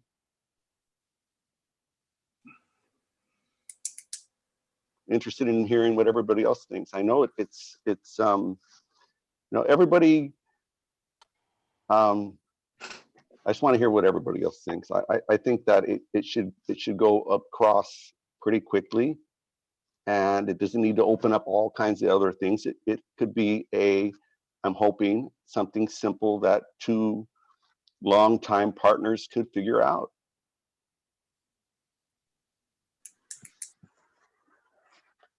Any comments from the other colleagues? Any comments from manager or attorney or on this, or the finance? Okay, somebody unclicked. Linda? Linda, did you want to talk? Yeah, you're on. I think I just think I believe this started at the onset of COVID-19. I can't remember if the shelter in place order had come out or not. But as I stated before, I think I have some concerns around just the fact that this contract has been around for so long, that that's something that Recology is, we're not going to resolve that today. But I think this idea of just the increase, it's the fact that we're increasing other rates too as the city. We just increased our cable not that long ago, and it was more significant. And so I just think that at this time to move forward with an increase from Recology when the conversation hasn't been had, I don't think it's productive. I think it's worth it to ask Recology. I agree that Recology's been a good partner. We've been really happy with their services here, but I do think that conversation is merited. I think it's worth it to at least ask and to come back with results from that conversation. Okay, and from my understanding as well, it's not as if it's going to go away. So it's got to be paid at some point by someone, whether it's the city doing that, which obviously we know our current budget status. It's do you put it on next year, which I know councils have been, when you started looking at the history, it gets criticized for saying, well, that's great that you gave us a 0 this year, but then you just doubled it next year. So now I'm feeling it even worse than if it was graduate. And that goes back to before I was even on, that sometimes water sewer in 2000, for example, I can tell you looking at the graph, there was no increase. Well, did that help 3 years from there? No. It elevated and escalated it to where it's like, oh, wow, it is sticker shock. And I appreciate what Marty's saying about the conversation in this. And you're right, Marty, it is $6 a year. Timing isn't good for anything for anyone at any time. I think even if it's not COVID-19, it's not a good time. It's not that everybody, we're a working class community here, but this is, I believe, one of the lowest COLAs since 08-09 is my memory. It is 51 cents a month. And I'm thinking for the staff time that would it take to utilize and still have that discussion, which is not, it's going to do one of two things. The city's going to pay, it's going to get postponed to the ratepayers next year. But in essence, it's just a matter of time. And if God willing, we're out of this to where people are back to work, I hope, in 3 months, we're talking $1.50 more or less. So anyway, that's my food for thought. So unless Councilman Davis, unless you have anything to add, I'll see if there's any action from council on the ordinance. Well, I mean, this came to council, seems like a couple months ago now, and we as a United Council agreed to move forward with this and realize that this is part of the annual review, and it is only 51 cents a month. I was looking at earlier in the week, I was looking at a few of the surrounding cities. So in South San Francisco, they're paying $2.07 more for the 32 gallon if we approve these rates. Millbrae, they're paying $3.92 more for the 32 if we approve these rates. And in Brisbane, it's $2 more if we approve these rates. And those rates for those cities are only through June of 2020. So those rates will even go up further. I agree with Councilmember Salazar and the fact that, you don't increase a little bit today, down the road, you're increasing higher and higher, and people can't afford that. So I realize the unprecedented times, but I just don't think in the bigger scheme of things, I'd rather work with their customer to pay their bill in 3 months and give them those extensions and give them payment arrangements, get them on a low-income rate assistance program, get them on a grant program. That this increase is not the solution to many residents out there who are struggling today. This is just not the issue. I think there are other things we need to look into. What we can do as a community to support those who are struggling, provide them meals, provide them assistance in utility bills, to pay an entire bill. I'd be willing to get involved in a program where we can reach out to residents who are really suffering and provide them some support in their bills through donations. But I think that the 51 cents a month isn't a make or break for anybody who's struggling. Okay, so I appreciate, unless there's any other feedback, then we have an ordinance. So we would need a motion and a second if council wishes to proceed on the ordinance. Through the chair, I just want to say that I support what Council Member Medina said about just making a request to Recology. So not directing staff to renegotiate anything, but putting it out there. And if Recology could find a way to retract their request unilaterally, I would definitely support that comment coming from council. But as far as the ordinance, I don't think we should be amending that at this point, and I will make a motion to introduce that ordinance for approval. Is there a second? I'll second and ditto those comments as well. And I will ditto those as well. Okay, we have a motion and a second to introduce the ordinance. Melissa, please. City Clerk. Councilmember Davis. Aye. Councilmember Mason. I just want to say I did not approve this when it came to us about a month or 2 months ago. I don't recall it being unanimous, and I do not. I will vote no tonight as well. Thank you. Councilmember Medina.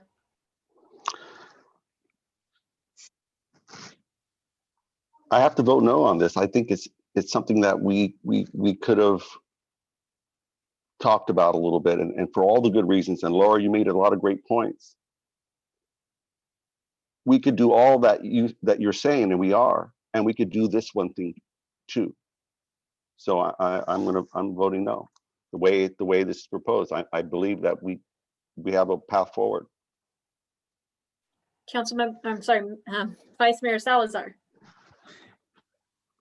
I'm going to vote aye. And I also want to add that, you know, I understand the emotion around this and the, you know, the comments that Councilmember Medina made, but even, I mean, the gesture is one thing, but as the city manager pointed out, there's no substance or direction that we could provide tonight that would provide a path around this.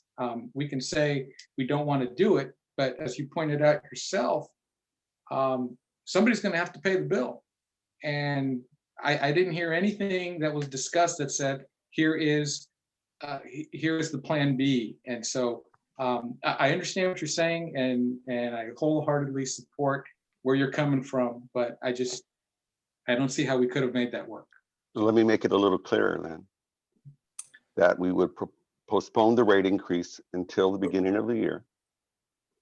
The payment of all the money would come from the ratepayer. It wouldn't come from the city, and it would be added on to the bill for they could rearrange. It's a 1.63 prorated over 12 months, but it could be conducted in the 6 months, right? From January to June. July. Is that right? July? Into June. Into June, through June, right? We pay in June. So it could be, I would think it'd be something that simple that the city can't pay for it. We have serious issues with our budget. Recology is entitled to the increase. Do they need to get it now, or could they wait a little bit is what I'm proposing, and then the ratepayer will pay for it. And yes, it's very little, but it's still, it just seems so wrong. And so this is a way for just a time out, and people are going to get back to work. And if it doesn't, then we're going to be in a way more trouble than where we're at now. And it's asking a good partner that if they're willing to work with us, to show that you can bend a little. Well, and let me finish, yeah. Mayor. I'm going to sum it up.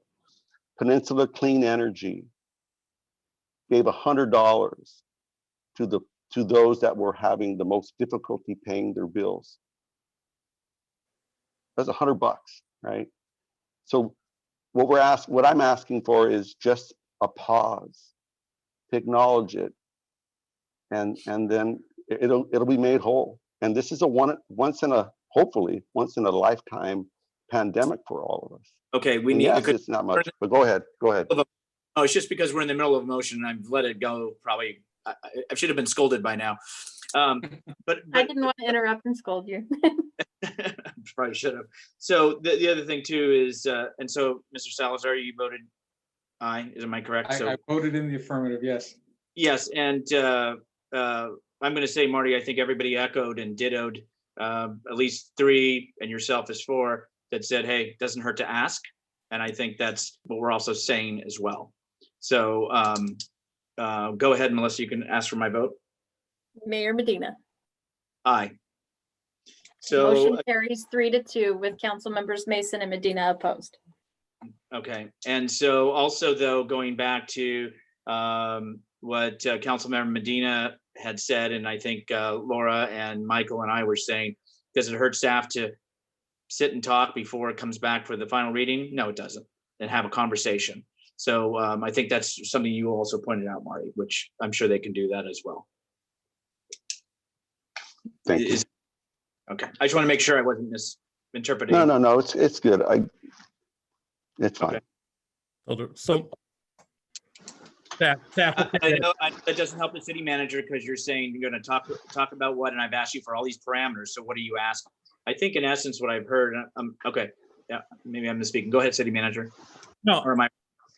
I think we're good. I think what we heard is that the motion to move forward was adopted, but before it comes back for final action, staff should sit down with Recology and discuss a potential delay, approximately beginning halfway through the year, which would mean for the 32-gallon toter, the monthly increase for the last 6 months of the year instead of 51 cents per month would be approximately $1.02 per month.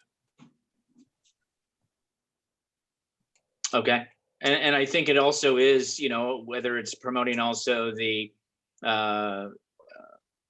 water, sewer, and garbage for those that need assistance. It's also for seeing if we can convert 32-gallon to 20-gallon to save the $7.10. So there are other things too that I know Recology already does do, but I think also here within if we do get a phone call from folks who are finding it even more challenging for the water sewer bill, put garbage aside, that staff in finance, I know, does a great job of giving them those opportunities and options. Okay. Anything else, council, or Marty, does that pretty summarize what they're going to go back and just ask? That's what our city manager said. So I think it's kind of what I asked for, but it kind of switched around a little bit. So, but I'm still happy with it. We'll talk. Yeah, and we'll be able to vote on it again. So I think that's and I'd be happy to vote for it. I think it would be great that we could work something out. All right. Thank you, Marty. Thank you. You're welcome. And Mayor Medina, if when staff does that, if we can find out why it's needed now to make these increases when apparently San Mateo and Hillsborough are paying less, it'd be great to just hear that and why we have this need in San Bruno right now to raise these rates. Thank you. Okay, and I do know I got a call today, and I know in Daly City I'm hearing it went up 10 or 11%. Their garbage. They have they don't have scavenger, they don't have Recology. I think it's Republic. And don't hold me to that, but I was surprised at that increase. Okay, let's move on to item number 7, please. Item 7A, adopt an urgency ordinance establishing a temporary moratorium on evictions for non-payment of rent by small business commercial tenants directly affected by the COVID-19 pandemic. Okay, we're going to turn this to our city attorney. This is, as you know, at our last meeting, this is where Director Smith and the city attorney Zaffarano went over. We gave our feedback and I think came up pretty much to a consensus on asking them to bring back this urgency ordinance. City attorney. Mr. Mayor, just give us a moment while we work out the technical aspects of it, and we'll be right back with you. Okay, thank you. Take the computer and talk to mom. Mark, would it help you if I pulled up your presentation? Okay. How many hours straight?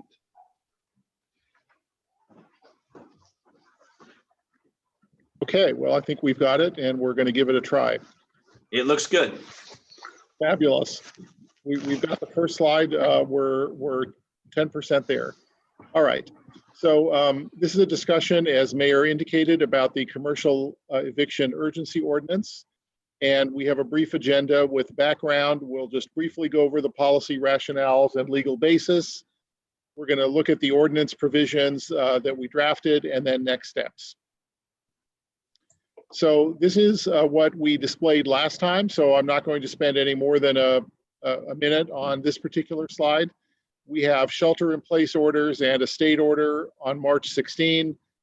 March 23rd, the county adopted a moratorium on residential evictions that covered the entire county, including the city of San Bruno.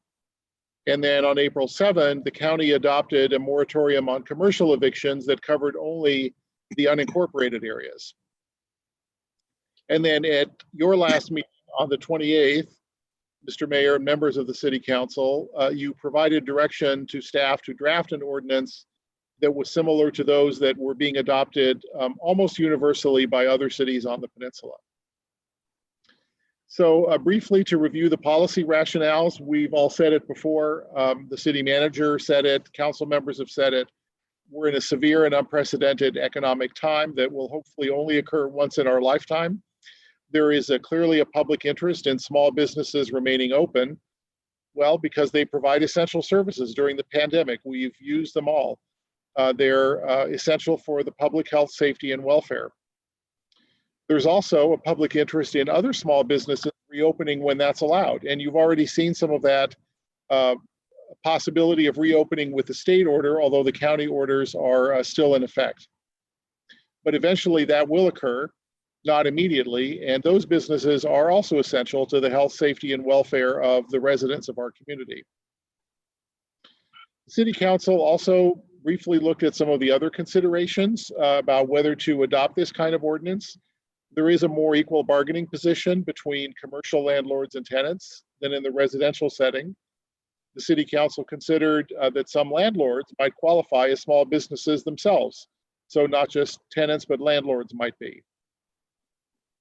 And then in addition, you heard that the courts are not hearing any eviction cases until 90 days after the shelter-in-place order is lifted by the governor. So the possibility of an actual eviction is relatively low. We did talk briefly about the legal basis for the ordinance. The government code provides you with that authority. It does require factual findings, which we've included in the ordinance. And the courts will generally defer to the City Council's factual findings. Important to note, this does require a 4/5 vote of the City Council. So four affirmative votes are required for the adoption of this ordinance. And if that occurs tonight or at a later date, the ordinance is effective immediately. There's no second reading like there is for other ordinances.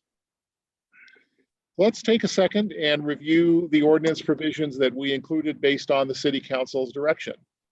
So the first question was, what should be the floor or the ceiling for annual gross receipts for tenants that would qualify? And what the City Council directed was $5 million. And so that covers over 90% of all of the businesses in San Bruno. So quite a generous, large number of small businesses included in that definition. The ordinance would be effective until the 31st of this month unless extended. And hold that thought, we're going to come back to that at the very end. It would also apply looking back to all unexpired notices of eviction. And there was one council member that requested that we look at, can we make this retroactive to, some month and a half or more ago when the shelter-in-place order was first indicated, and we're not recommending that at this time. There is a legal risk in applying this to notices of eviction that have already expired, and applying the ordinance retroactively, I would suggest is not an appropriate legal risk to take under these circumstances. So we've made it applicable to unexpired notices of eviction. So if you're a commercial tenant and you received a notice of eviction from your landlord, and that notice hasn't expired yet, this ordinance would protect you. Like the other ordinances in the county, this requires landlords to notify tenants of the ordinance itself and to their right to submit documentation for why they can't pay the rent due to a COVID-19 related inability to pay. And that's very similar to the other ordinances in the county. And the City Council also requested that we include a provision also similar to ordinances in the county, that the tenant can defer paying rent for up to 90 days initially, but then can request from the landlord 3 additional 30-day periods. So that would bring them to basically the end of November of this year if they requested and received those additional 3 30-day periods. The ordinance, similarly also to other ordinances, prohibits late fees. The City Council did request that we include the possibility of granting a hardship waiver for the landlord. So the landlord can make its case to the city manager, whose decision is final, regarding whether there should be a hardship waiver or not for that particular landlord. The city council also requested that we make it clear that enforcement would be by the private parties and not the city. And then finally, getting back to that expiration date, May 31st doesn't seem like that long from now, and somebody might ask, why don't we make it extend longer than that? And the answer to that is that the state order issued by the governor only authorizes cities to do this until the 31st.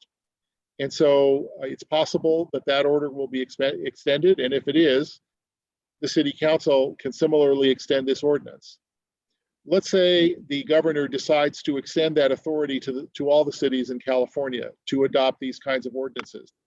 Then we would plan to come back to you on June 2nd at the special city council meeting that's already scheduled for another matter to bring this back for a further extension.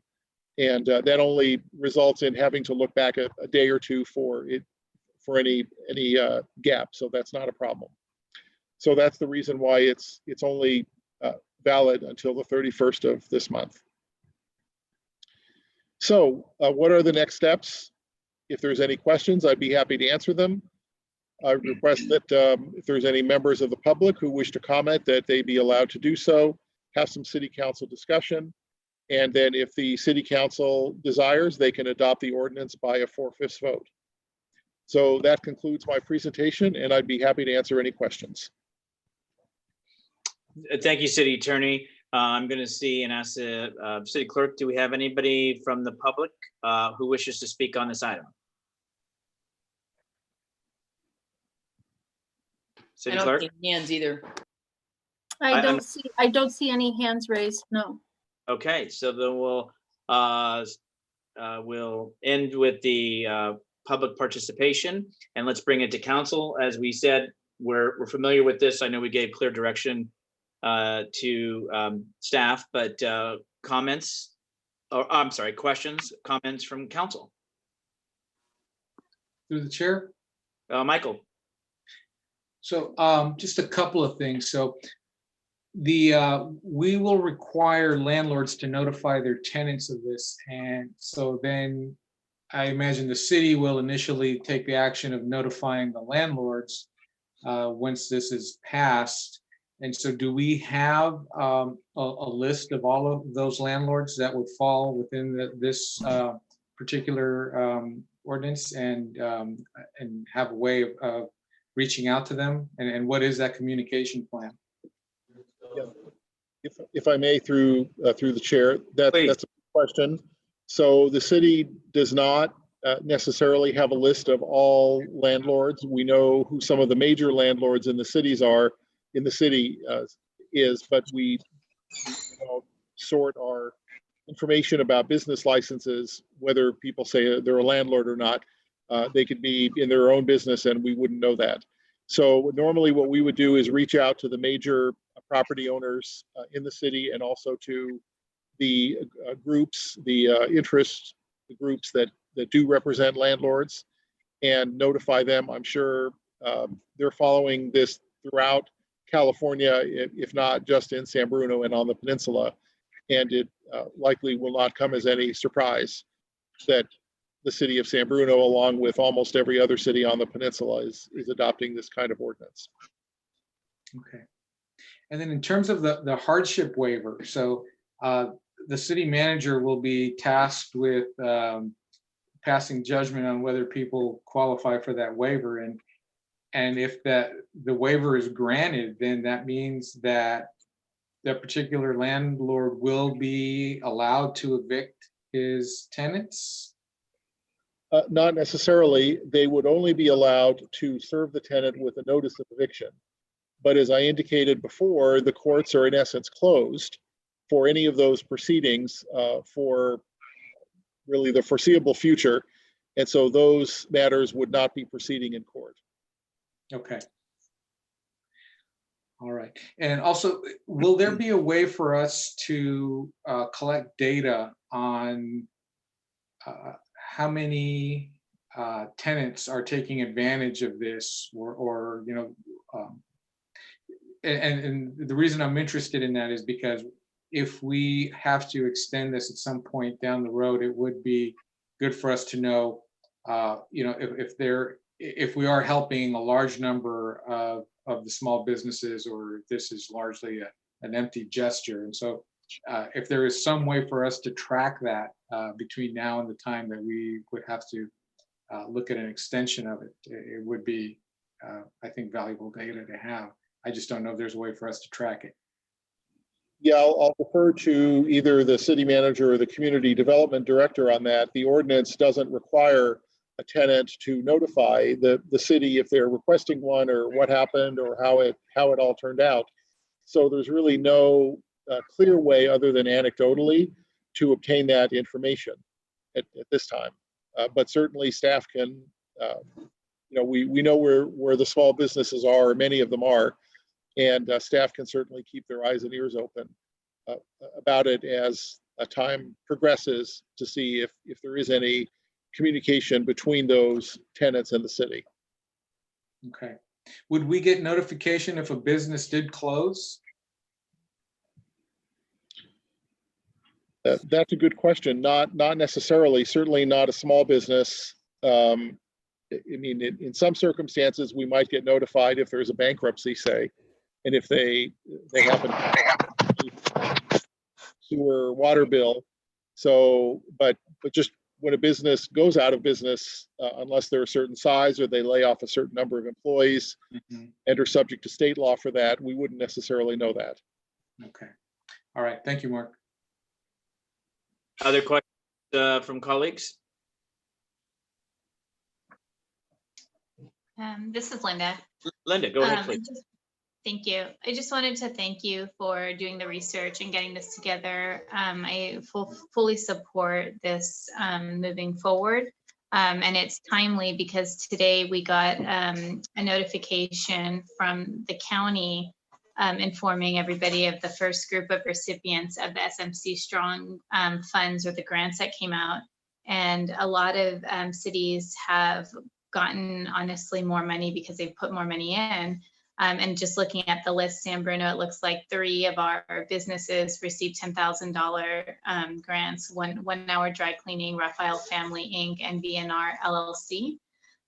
So compared to the number that we were given at the last meeting, which was, I believe, over 200 small businesses, and only 3 have been impacted so far, I think that every little bit helps. And with that said, since we last met, the San Bruno Community Foundation has also made quite a large contribution. I believe it's $150,000 that are going to go to small businesses, but that's still approximately 15 businesses. So I think every little bit helps. And thank you for getting this together, and I fully support this. Any other comments from colleagues? Okay, this is an action item. This is, again, as you know, it's a urgency ordinance. So it does require 4 affirmative votes. And again, for staff, I appreciate, I know council brought this to you and you did the homework and you brought it back, pulled together our data. I also appreciate all my colleagues who kind of came together, gave clear direction, and came to this, and we have this before. So thank you to all of you as well. With that, we would need somebody to have a motion to adopt the ordinance. We need a motion and a second. Motion to approve. Second. Motion and a second to approve the urgency ordinance. Is there a roll call? Yes, there has to be a roll call. Melissa. Councilmember Davis. One more time, Councilmember Davis, you are muted. Oh, aye. Councilmember Mason. Aye. Councilmember Medina. Aye. Vice Mayor Salazar. Aye. Mayor Medina. Aye. And thank you again to all. We're now going to move on to item B under conduct. Item 7B, receive third quarter financial update report for fiscal year 2019-20 as of March 31st, 2020, and adopt a resolution approving the third quarter budget amendment for the fiscal year 2019-20 operating and capital budget. City Manager.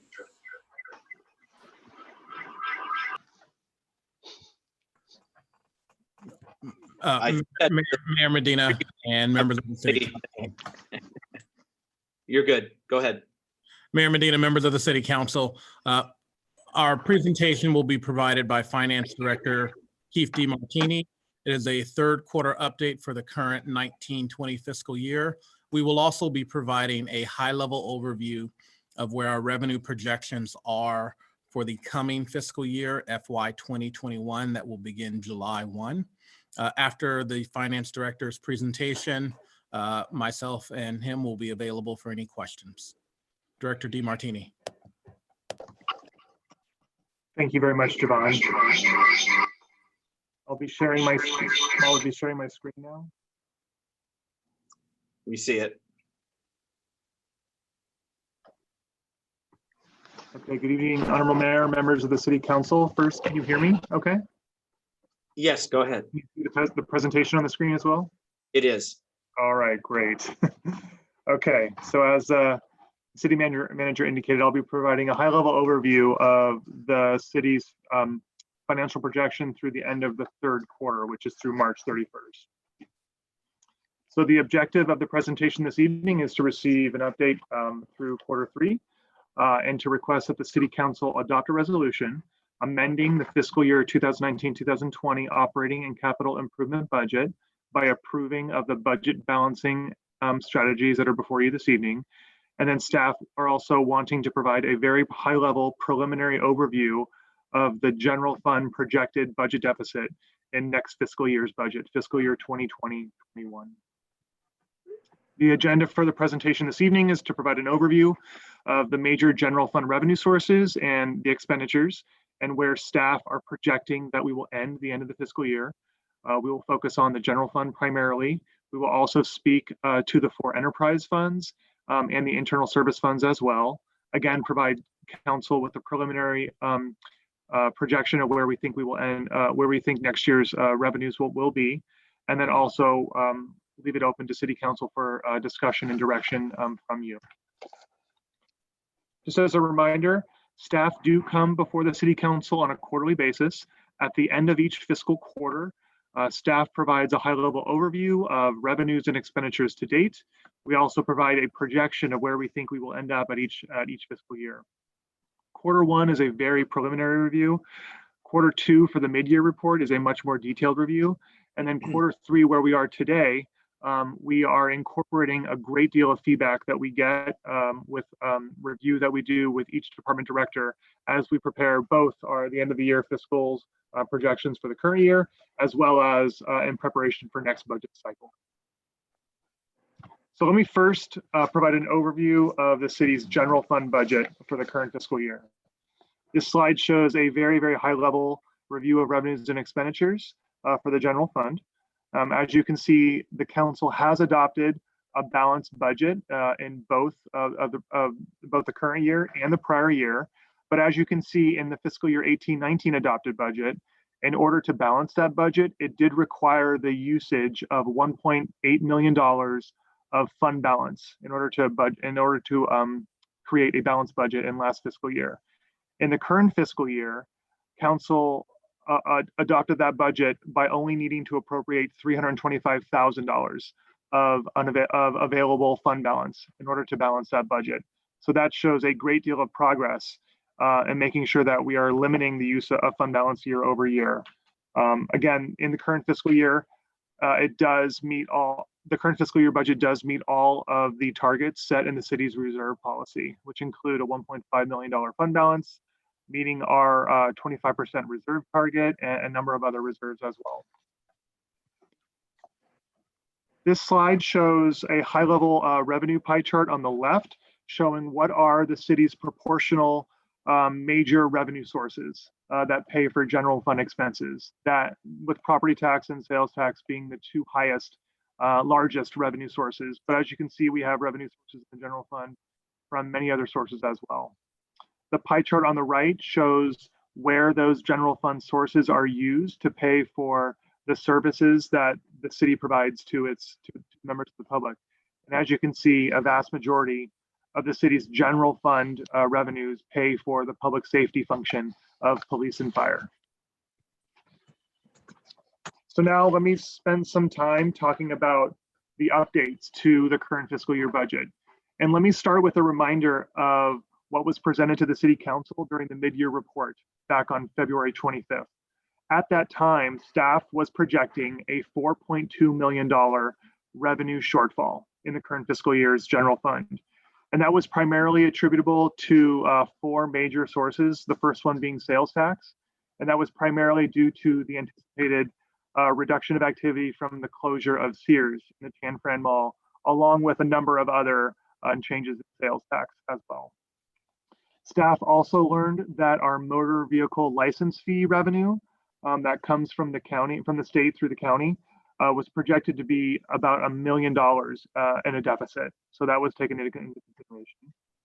Third, the city's business license tax revenue was projected to be down almost $700,000. And that was primarily due to the closure of Sky Park, an airport parking facility off of San Mateo Avenue. And then fourth, due to the delay of a number of large development project reviews with the Community and Economic Development Department, staff was projecting the city's building permit fee revenue to be reduced by about $1.9 million. In February, the City Council took actions to balance that deficit by about $3.7 million. And that left the remaining $500,000 to be addressed during the Q3 report, where we are today. The City Council took actions at that meeting in February to delay a number of capital projects and use that project funding to help balance the city's general fund budget. That was about $2.8 million. And then there were a number of other actions taken to reduce operating expenditures, delay the hiring so we can achieve savings from hiring, reduce our annual allocation into the city's equipment reserve fund, and also utilize unappropriated fund balance in the general fund. So those actions have already been taken and have already been incorporated into the current projection before you this evening. So since the Q2 report, the mid-year report, staff has been working diligently to understand what are the impacts to the city's budget related to COVID-19. Staff delivered a presentation early in April as to the preliminary impacts related to COVID-19, and that's summarized here on this table before you right now. Staff are projecting a little over a $3 million shortfall in our revenue. That comes from a variety of sources, from sales tax and business license tax and transit occupancy tax and departmental revenues. Staff were also, though, projecting to experience some savings in our expenditures due to the closure of many of our facilities and the postponement of services that the city provides. And there were also some additional increased expenditures related to COVID as well. So this slide shows that just COVID itself in the current fiscal year was about a $2.7 million impact on the general fund. There were a number of other changes that have been incorporated into the current fiscal year projection as well. The most notable ones noted here. The beginning fund balance for the general fund in the current year, now that we have completely closed out the prior fiscal year, actually showed a little bit of improvement, a little over $300,000. We have since learned that the motor vehicle license fee that was projected to be down about $1 million, that the county has revised their projection based on different assumptions, working with the state, and that shortfall is not going to be nearly as significant. It will only be a little over $100,000. So it shows a little over $830,000 improvement. The city will also realize additional interest earnings on the city's investments, greater than we originally budgeted. And the city is projecting to see a little less than $2 million of additional expenditure savings. The staff have combed through every line item in every department budget over the last month and a half, 2 months, in preparation for the budget, and through vacancy savings from unfilled positions to line item savings in materials and supplies and contracts and equipment and vehicles, staff believe that we can achieve a little less than $2 million of additional savings. So with that, let me transition from where we were at the mid-year report to where we are today. Again, at the mid-year report, council took an action to resolve the majority of the projected $4.2 million deficit that left about $500,000 of a deficit to be resolved. That's the first line on this table before you. Since then, we incorporated the impacts of COVID-19, both on our revenue loss and some expenditure savings shown on this table here. We also incorporated the revised projection from the motor vehicle license fee of about $832,000. And then there were a number of additional expenditure savings that I articulated earlier, and some changes to a number of revenue sources that total about $730,000. That results in a new projected deficit through the Q3 report of $1.27 million. Staff are recommending to council this evening that we can resolve this projected deficit by the use of available unappropriated fund balance in the general fund, which I'll explain in a little bit more detail on the next table. So this table summarizes the current year amended budget to where we think we will end up by the end of the fiscal year. Overall revenues are projected to be down a little over 10% compared to what we originally budgeted, achieving some expenditure savings of about 4% as well. As you can see, the beginning fund balance in the general fund is about $2.8 million. And so when you incorporate the projected deficit of $1.27 million on the far right column, the resulting ending fund balance leaves you at about $1.5 million.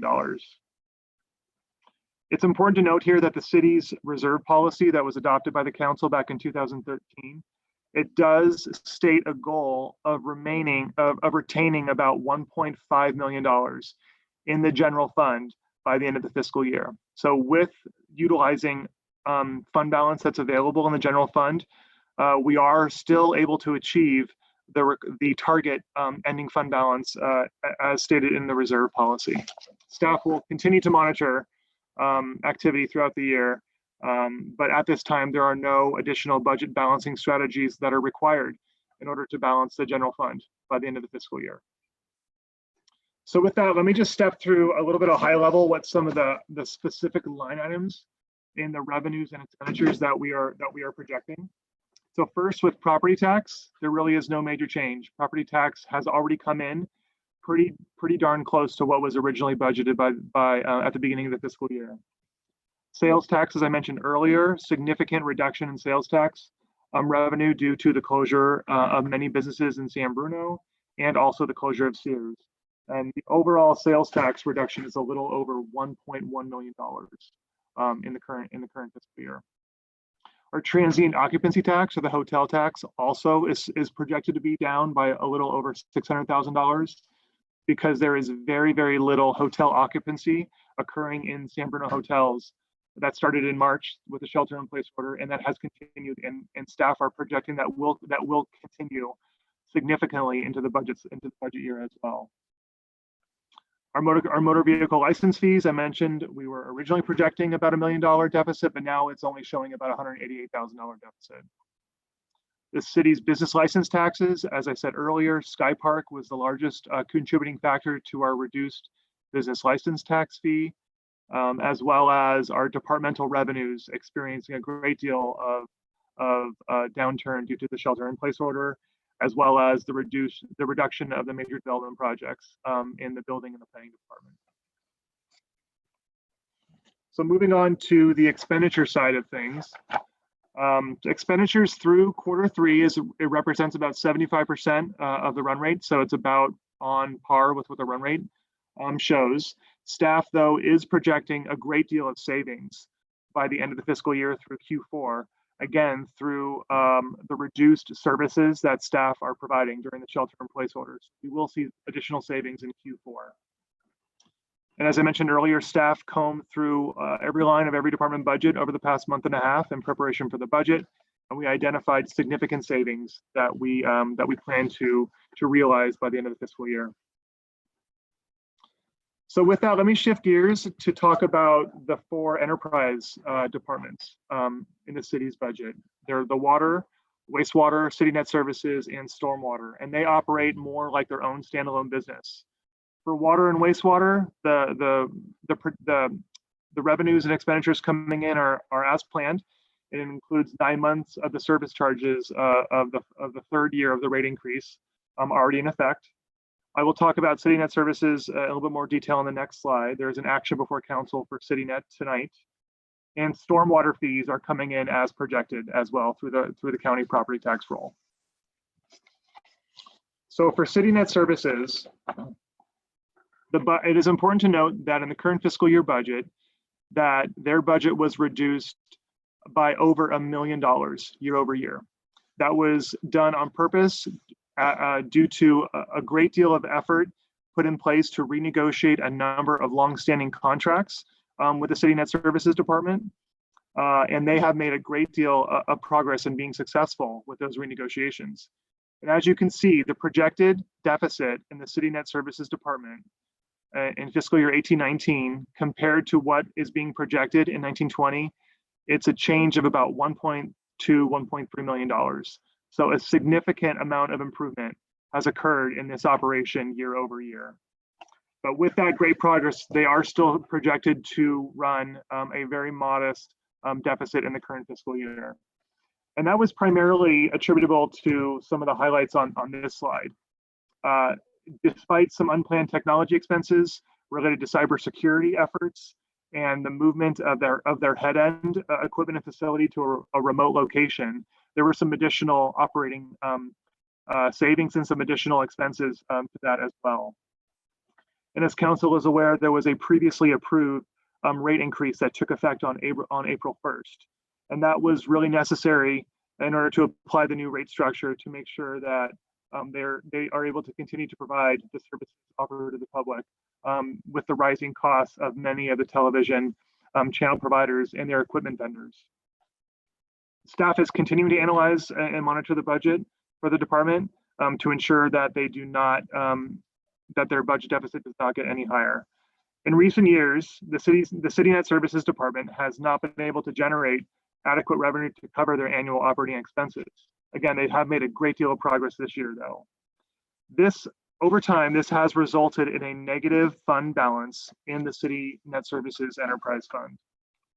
The fund balance, it's reflected on the city's comprehensive annual financial report, the financial statements, as a loan to the general fund. And in effect, what that means is that the negative fund balance, it actually reduces the general fund's ability to have adequate fund balances and reserves on hand. In prior years, the City Council has not taken an action at this point by adopting a resolution to allow the CityNet Services Department to operate an operating deficit. For this fiscal year, staff consider it to be prudent to request that an action be taken by the City Council to allow that to occur. The City Council may adopt the resolution approving that the CityNet Services Department end the fiscal year with the deficit. You could require the department to end the year with a balanced budget and provide direction to staff to consider alternate budget balancing strategies. This slide right here shows the high-level overview of the 4 internal service departments. There really are no noteworthy changes or run rate issues that staff realize for any of these departments. And so I'll just go ahead and move on to the next slide.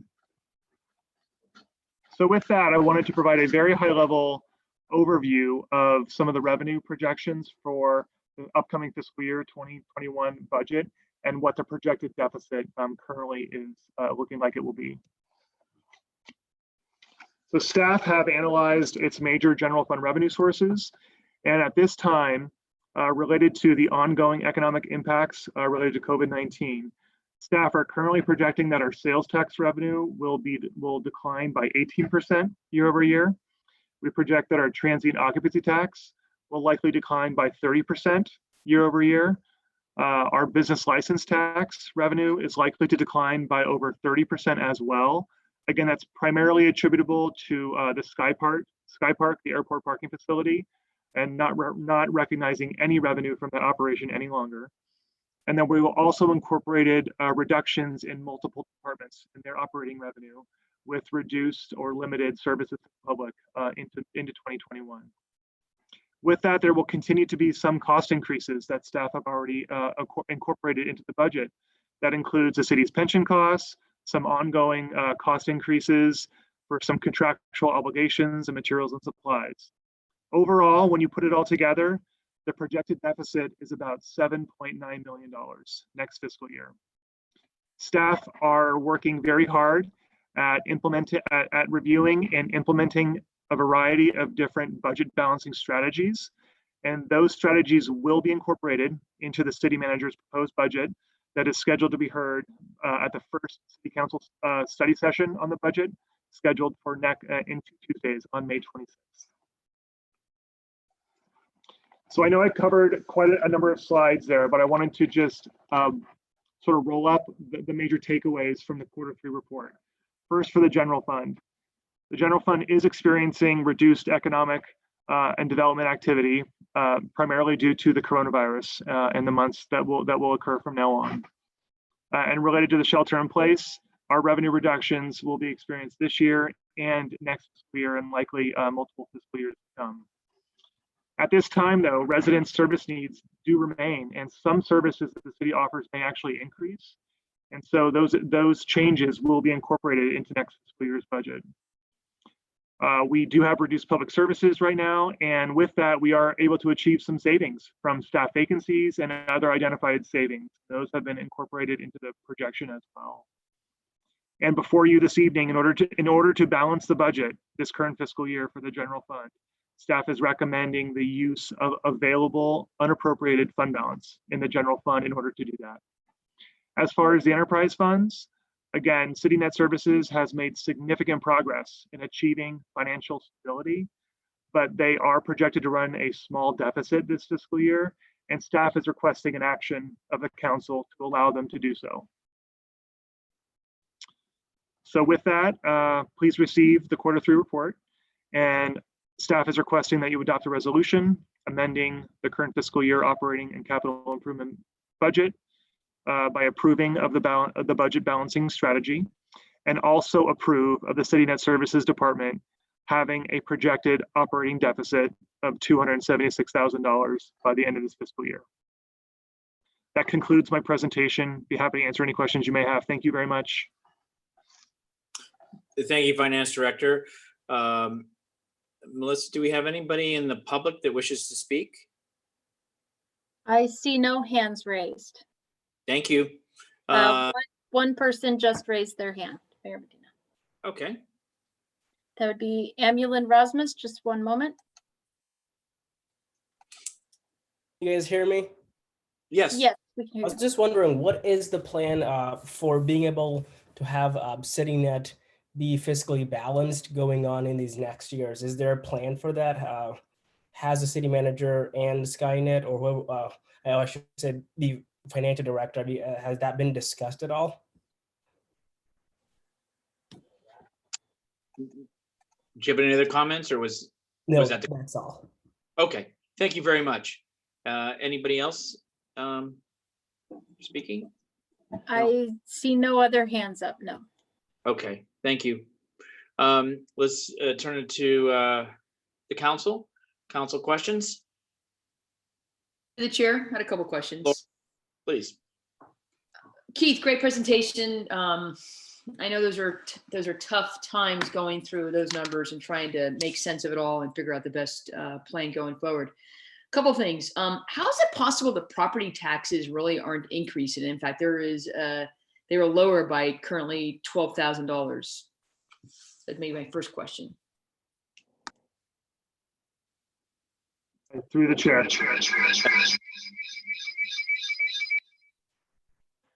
Okay. Okay. Go ahead. So if your question is how come the city is not experiencing any reduced property tax related to COVID-19, or if you can just clarify the question. Sure, no, it's the revenues. If you look at this slide back, several slides back, where you look at the revenues for property taxes, and you indicated we're right in line, which it looks like we're right in line, but it's $12,000 less. And I know I'm paying more this year than I did last year. So just curious how that works out. Sorry, yeah. Okay, sorry, through the chair. So what we're experiencing in our property tax revenue is very similar to what other cities are experiencing in San Mateo County.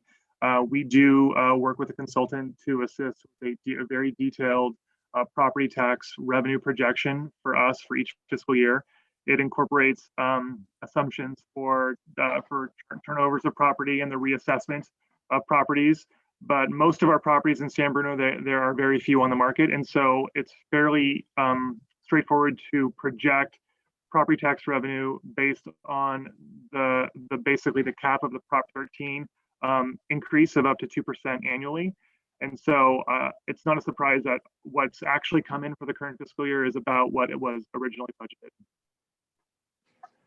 Okay, and then my next question is, can we go back to the slide where we talk about CityNet services, because it looks like the CityNet services are also lower by the revenues are 6.8 versus, I guess last year, well, no, last year as of 3/31 it was 7.3. So what's the correlation between the CityNet service revenues being down 500,000? Timing?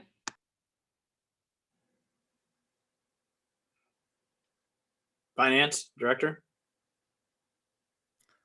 Hi, Council. He's tossing that one to me. Manager. So Javon Grogan, City Manager. Laura, you're asking about CityNet and why is the revenue now down? I think there are two things that we need to point out. We implemented a new rate plan. We've had a number of people transition from our old rate structure to the new rate structure. The new rate structure is geared at having the delta between what we charge for the services and between what the customer pays and what we charge for the customers provide more revenue to the city. What is also true is that we are losing customers from those classic rate plans. As that happens, our revenue decreases. What may happen, and we saw stats from the last 2 months, is that we lost people from those old rate plans, but people signed up for internet. And so what that also means is that part of our deficit per customer went down because we lose money on those old rate plans. However, on internet and on our new rate plans, we make more money. So to truly understand what's going on, you have to look more at a holistic view of where the department is on a customer by customer base. In addition, I think the other point from that slide, and I know it's not up on the screen, but it's important to look at the expenditure number from last year that was $11.2 million, and the year end is projected to be 9.8. As the city council and the public knows, the plan that we implemented this year was essentially to stop the digging. And so last year, the division ended with a deficit of $1.5 million, nearly $1.6 million. This year, that's projected to be down to just under $300,000. That's significant progress in the department lowering their expenditures from 11.2 million to 9.8. Now, that's also a result from those customers on those classic plans stopping those services and transitioning to other plans, because for every customer on those classic plans that we have, we essentially pay more for those plans than we earn on those plans, and so that decreases our expenditures. And the high level summary is we were not able to make up all of that ground, essentially that entire $1.561 million deficit this year. The department has made a lot of progress with renegotiating a number of their contracts, and there's still some work to go. But as we know, CityNet services, or historically the cable department, has not historically been balanced. This is the closest that they are coming to balance in the last 5 years, and we still have some work to go to get them balanced. And we know that the business plan for the enterprise rests on the fiber to the home project, that we are still having no way to fund that full $12 million. And so if we do not have that $12 million either in a financing plan that the enterprise can pay back or through community benefits, we may very well be looking at a phased approach to implementing fiber or tougher decisions with regard to the enterprise. Thank you so much for that really high level and understanding. It's sometimes difficult to go through those decisions that you make to lose customers, but in the end, we can't be doing business where every customer we're losing money. So I understand that point. So thank you. Marty. Thank you. Yeah, CityNet services.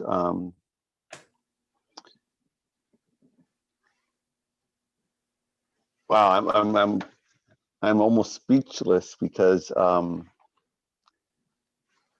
I sense that this window of opportunity is closing on us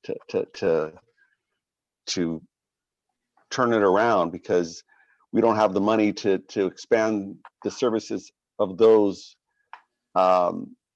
segments of the business that are going to make us the money. And I understand, and I totally appreciate everything that has been done so far.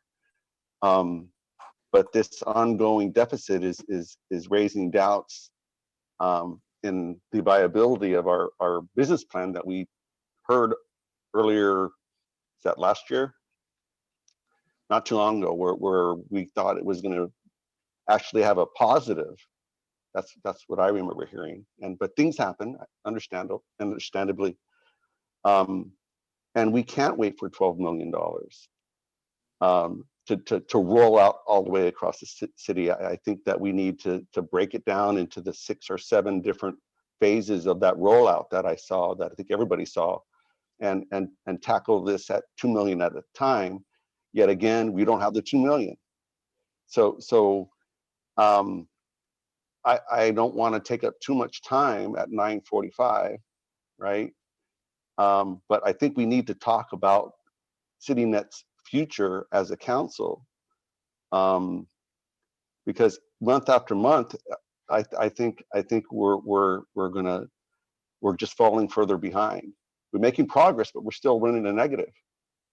And we need to do something about it. We need to spend money to make money, or what we were told by the consultant is you go to fiber or you get out of business. And the council said, okay, let's figure out how we're going to get this business plan together. We approved that. Okay, let's figure out how we're going to get the finance plan together. And we're still waiting.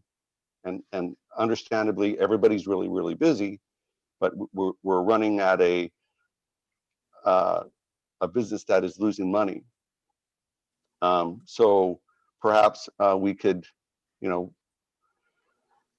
staff is so busy, but how are we going to come up to a time to talk about this in more detail if we don't hold a study session?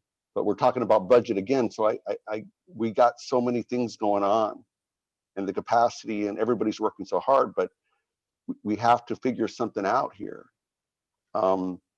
So I want to thank our finance director and all staff for giving us a glimpse of where we're at right now and what the problems we're going to face. And these are incredible problems. So it's my understanding from the data there that maybe this is a question I can get an answer for now, is that by having these rate increases is reducing our projected deficit to where we're still going to be in the red by 276,000. That by raising the rates, it's baked in that we're set to be $276,000 in the red. And that's my first question, Mayor. Yes, Marty, that's true. But to your point, the honest answer, if we're brutally honest about the enterprise, is that the $16 million loan was built up since approximately 2008. What's also true is that we have to grow ourselves out of this problem, CityNet and elsewhere. We do not have the $12 million to invest in the fiber to the home project. And we talked as a city council that one of the ways that we were going to strive to do that was through economic development. Things like the Mills Park project that was set to bring in over $10 million in community benefit, and a project with over 400 units that the staff negotiated with, where all of those units would have San Bruno cable pipe directly into them. We know from the existing multi-unit projects that we have already fibered, that is the path forward, fiber. We have fibered a number of our large multi-unit complexes, and our penetration rate and our revenue rate is good. And so economic development is a part of the plan, and approving projects that will provide community benefit, that even so we can phase it in a $2 million increments. And so Mills Park went before the city council about a year ago. It wasn't approved.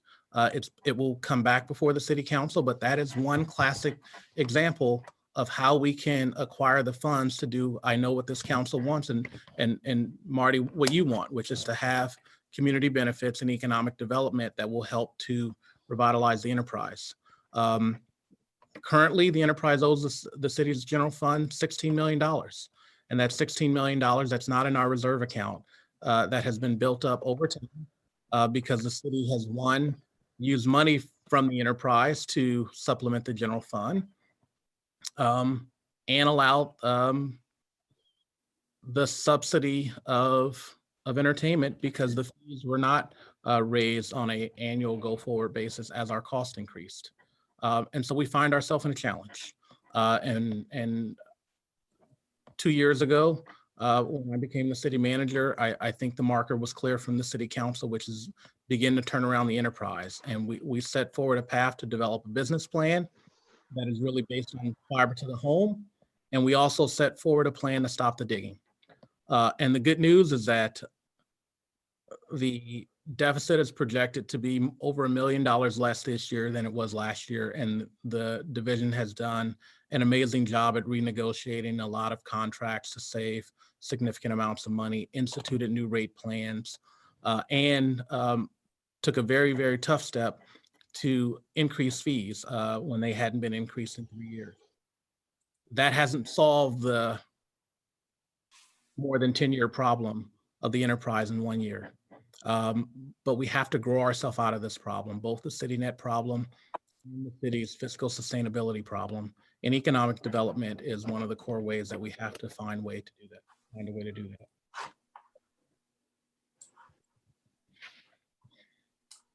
I'm very well aware of the Mills Park vote. I've been reminded about it many times. I supposedly killed development in San Bruno, but here we have a property owner coming forward to the council saying, hey, put on the ballot measure to allow us to develop a property. So San Bruno is a prime location, and we could have a disagreement on many things. We will have a better project out of Mills Park, and I look forward to hearing the details and getting our community input on it. So the cable city net issue is, yeah, we need to grow customers out of that, but I think we're having we need to move on with the plan, and getting the money from Mills Park, that $5 million that was guaranteed, wasn't going to go to cable net, city net services immediately. But I don't want to take too much time about this because I think we should be having a discussion about city net services where we have more time to talk about it. And I think we should be asking the San Bruno Community Foundation to see if they're interested in moving forward with the phase 1 money, because having city net fiber across our city is a benefit to our community. And that's one of the reasons why the foundation exists. So I have one more question for you, City Manager. This is the first time that the council has been being asked to approve a deficit in our cable company city net services. So what are the options to not do that? And why is it so prudent now where it never happened, it was never needed before? What's the change? Right. So in prior years, the city council would not see the end of the year deficit until it showed up in the audit. One of the things that we wanted to change was to bring the city council quarterly updates as often as we, with as fresh information as we had. And we think that it is a prudent step to frankly have the authorization to spend more than the revenues that are coming in. We find ourselves at nearly the end of the fiscal year, where the honest answer is there are not a lot of options to continue to reduce the department expenditures in this current fiscal year. Staff has gone through the line item budget with a fine-tooth comb. There are contracts that can be renegotiated, but that cannot take place in this fiscal year.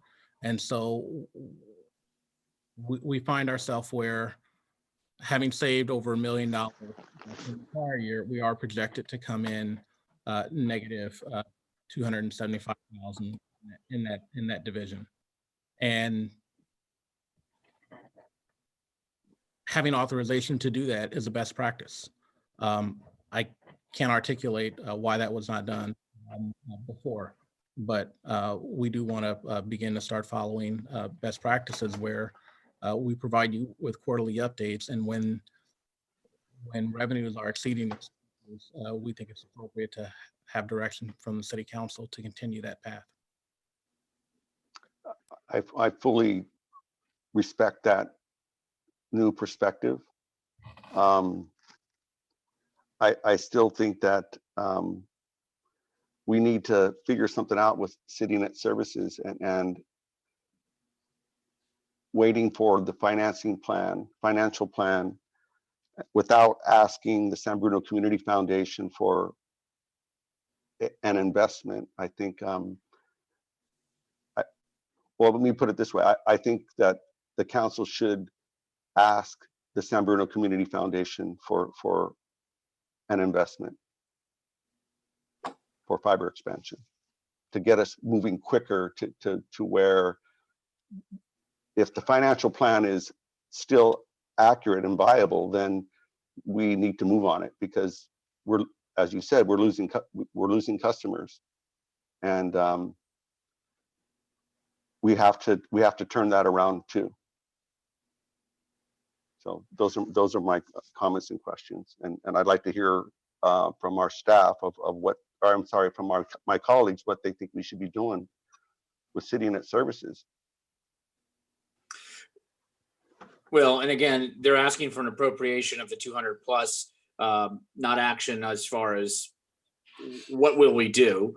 But however, we haven't heard from Linda and Michael. Linda, do you have comments or questions? Thank you for the report. I'm not often speechless, but I think I'm kind of aghast at where we are right now. But I think at this time, I really think that we need to identify CityNet services as a, I would say, still viable, with potential. And it just seems to me that it hasn't necessarily been prioritized until recently as really the only item in everything I've seen that could actually generate revenue for the city.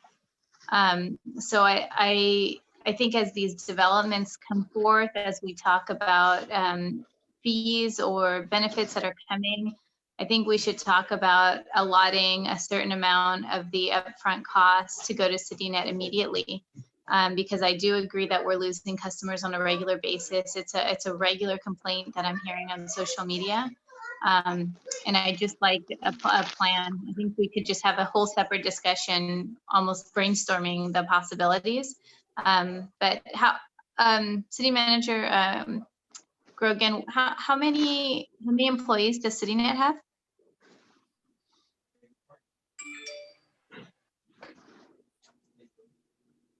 I don't know if you heard the question. How many employees does CityNet have? Approximately 20 full-time employees. 20? 20. 20. Yeah, I mean, we have employees who are invested in the organization. We have, I believe it's over 40% of the San Bruno population invested in this community organization, as I see it. And I really think that we need to look towards a future for it. So I understand what we're voting on tonight. This is just commentary, but I do really want to see it succeed, and I want to see us invest in it because I think we could get a return on the investment. I don't know what else to say. Hey, hold on, Linda, were there other questions in regards to the presentation or on the third quarter? No, I understood. I understood. I don't have any further questions. Thank you. Thank you. Do you have anything? To the chair, if I could, I just wanted to thank Javon and Keith for that report. Definitely a very sobering report. Not a lot of good news, but appreciate the efforts that you went through to identify the fixes that are going to get us through the end of the year. And I definitely appreciate the projections into next year so that we know what we're walking into. And also appreciate the candidness and the openness of highlighting the issues where we are going to have problems. The 276,000 is definitely, it's not welcome news, but it is a huge improvement over what we've been seeing in past years. And sadly, I mean, there was a time when the cable enterprise generated over $1 million a year in revenue for the general fund. It's just, it's gone away. So, I mean, it is positive. We're definitely seeing some improvements in the new business plan. So that number is looking more, I don't know, promising at this point. And I definitely support everything that staff is doing on this. My only question is just logistically, what does it mean that we have this operating deficit in that enterprise? So are we then covering any liabilities out of the general fund to make up for that and then just calling it a deficit? But what does that mean on a more practical level? Yeah. Good question. What it means is that the general fund subsidy to that department will increase. And so that loan to balance of the general fund will increase. And in prior years, council really didn't see that until after the year closed. Right. We think it's prudent to let you know about that. The other thing that we can do, I know Councilmember Medina asked for a study session on CableNet. We are happy to schedule that if council desires. We will be entering our 2021 budget discussions, and we have a all-day budget retreat planned for the 27th where the cable director will be there, and we will have, for all of our departments, but including that department, detailed conversations looking at not only the operating, but the capital expenditures within each department. That is a time where we can have a deeper dive and schedule a special study session on CityNet. It is an important part of our enterprise. It's not lost on the council nor me that we do have 20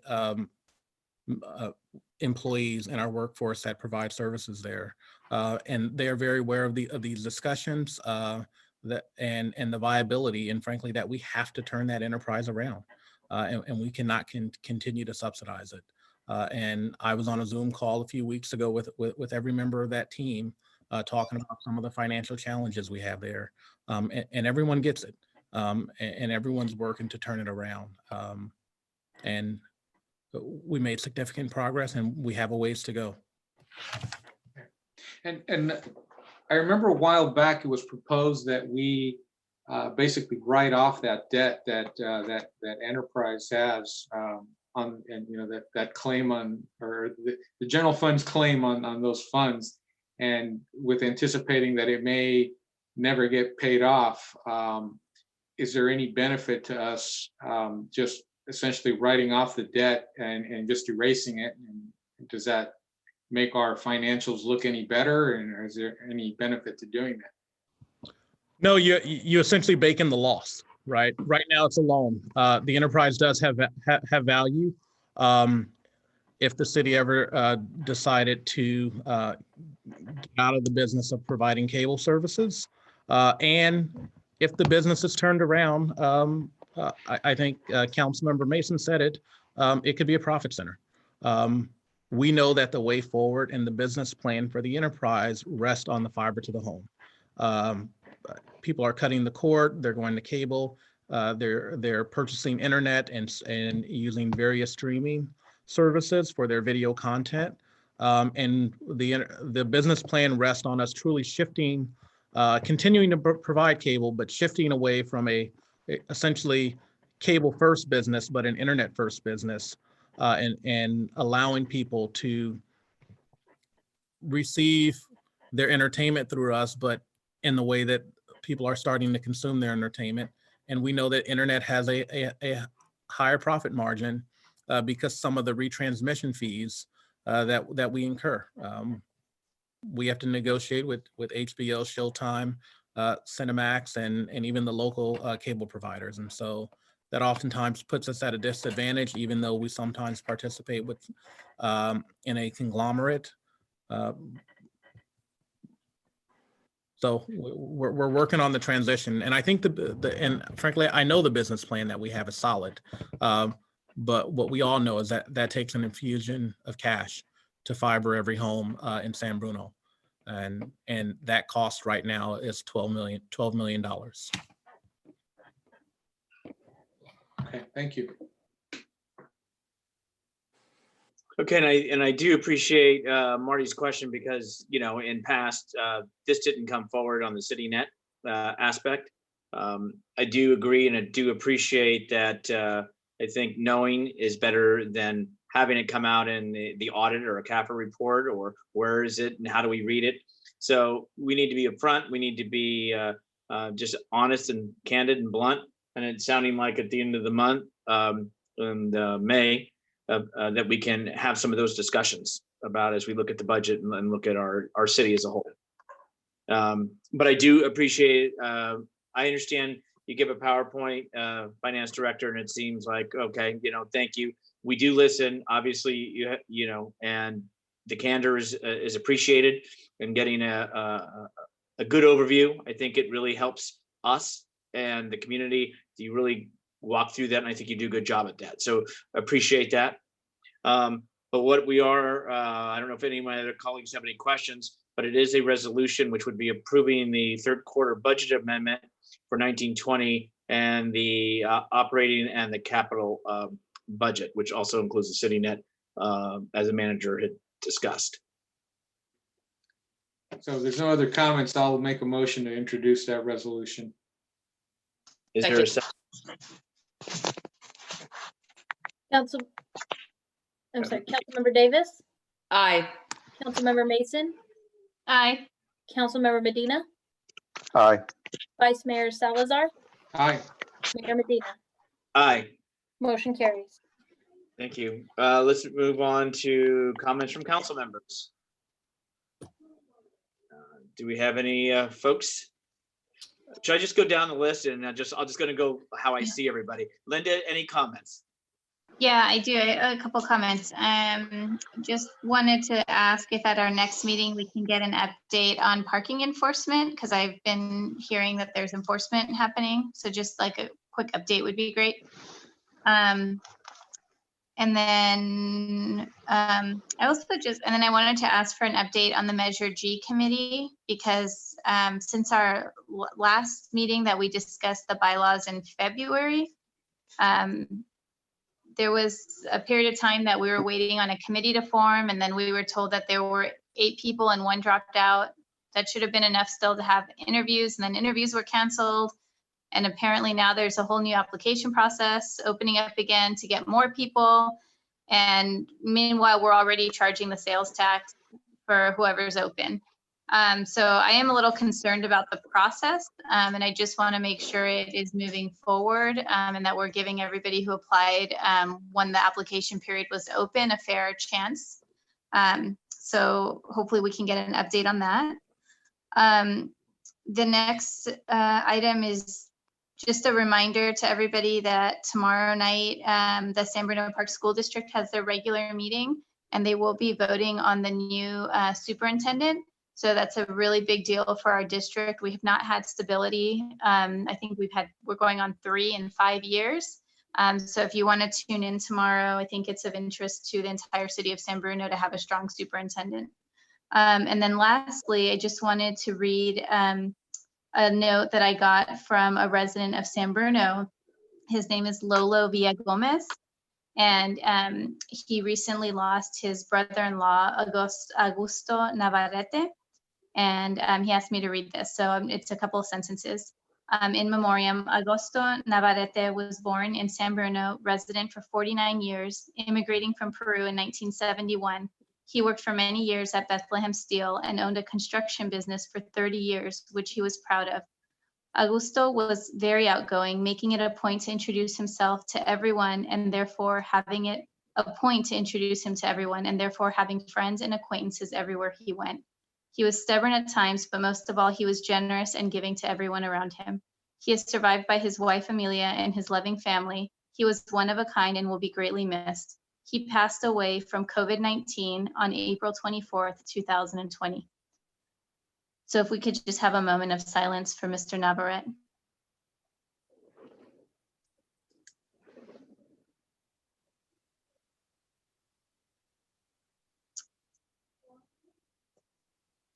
Thank you. Thank you, Linda. And Linda, if I may, before I go on to Michael, is when you said update parking enforcement, can you quantify what that means? Yeah, at the last meeting, I had asked if we could maybe start enforcement, and I believe I had said something like maybe, charge half the rates because we're still in shelter in place and we weren't doing any enforcement. And then I guess at some point the enforcement started again. And so I'm just trying to find out where we are. Is enforcement, back to normal? Is it? So you're asking for those ticketed, just so staff knows what direction. So those items that are being ticketed, whether it's blocking a sidewalk, whether it's blocking a driveway, you want to know, not maybe a number, but you want to know what are we enforcing at what level?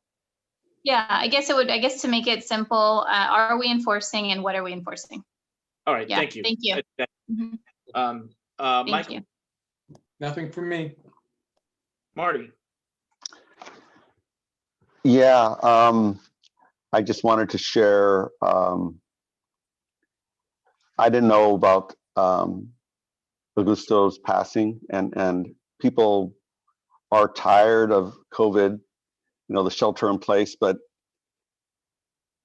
we have to just kind of bear it out.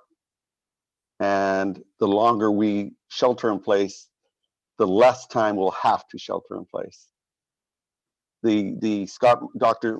Morrow from our health officer said, if we were to pull all the restrictions, in 2 weeks we'd be in New York with just a slam of people at the hospital. And so as hard as it is, let's just do our best, stay at home as much as possible. I know we're driving each other crazy, at least in our house. We are just going nuts. But get out there in the garden, just try to come up with something else. It's a terrible, terrible thing we're dealing with, but the consequences of not doing it could be much, much worse. I would want to tag along with my neighbor across the street came out and said, hey, I got a ticket. And I said, oh yeah? And it's like, what am I supposed to do about it? Yeah, I never got a ticket and she has a smaller car. And I think a little bit more of an explanation of what's happening about the parking enforcement, I think would be beneficial. It seems like we have an incredible team that is putting together these amazing videos, and that to show what the discretion the police officer would use to show that if you're 2 inches blocking half the sidewalk, whatever it is, that's going to get you a ticket, and why it's happening. And of course, I want to thank Chief Johansson. He's on social media on Nextdoor explaining, or I'm sorry, it wasn't him, but it was another officer explaining what's happening by more people staying at home and walking around. They're probably more complaints that are coming to the police department saying, I can't get around in my neighborhood. I have to walk into the street with my stroller or my wheelchair, or however it would be, that people are having these obstructions that are affecting the quality of their life. So thank you, everybody. Just keep on hanging in there. You know, it's going to get a little bit better and a little bit better. Thanks. Laura. Thank you, Mayor Medina. So I just wanted to, again, thank staff for the continued support for the seniors in delivering meals to them. It's just a great thing that we offer. And so I hope that those that are in need are aware of that program. And so thank you for that.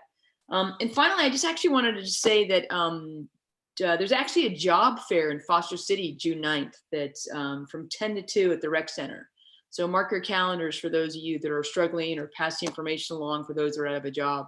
There are companies hiring. It's crazy it is during this time.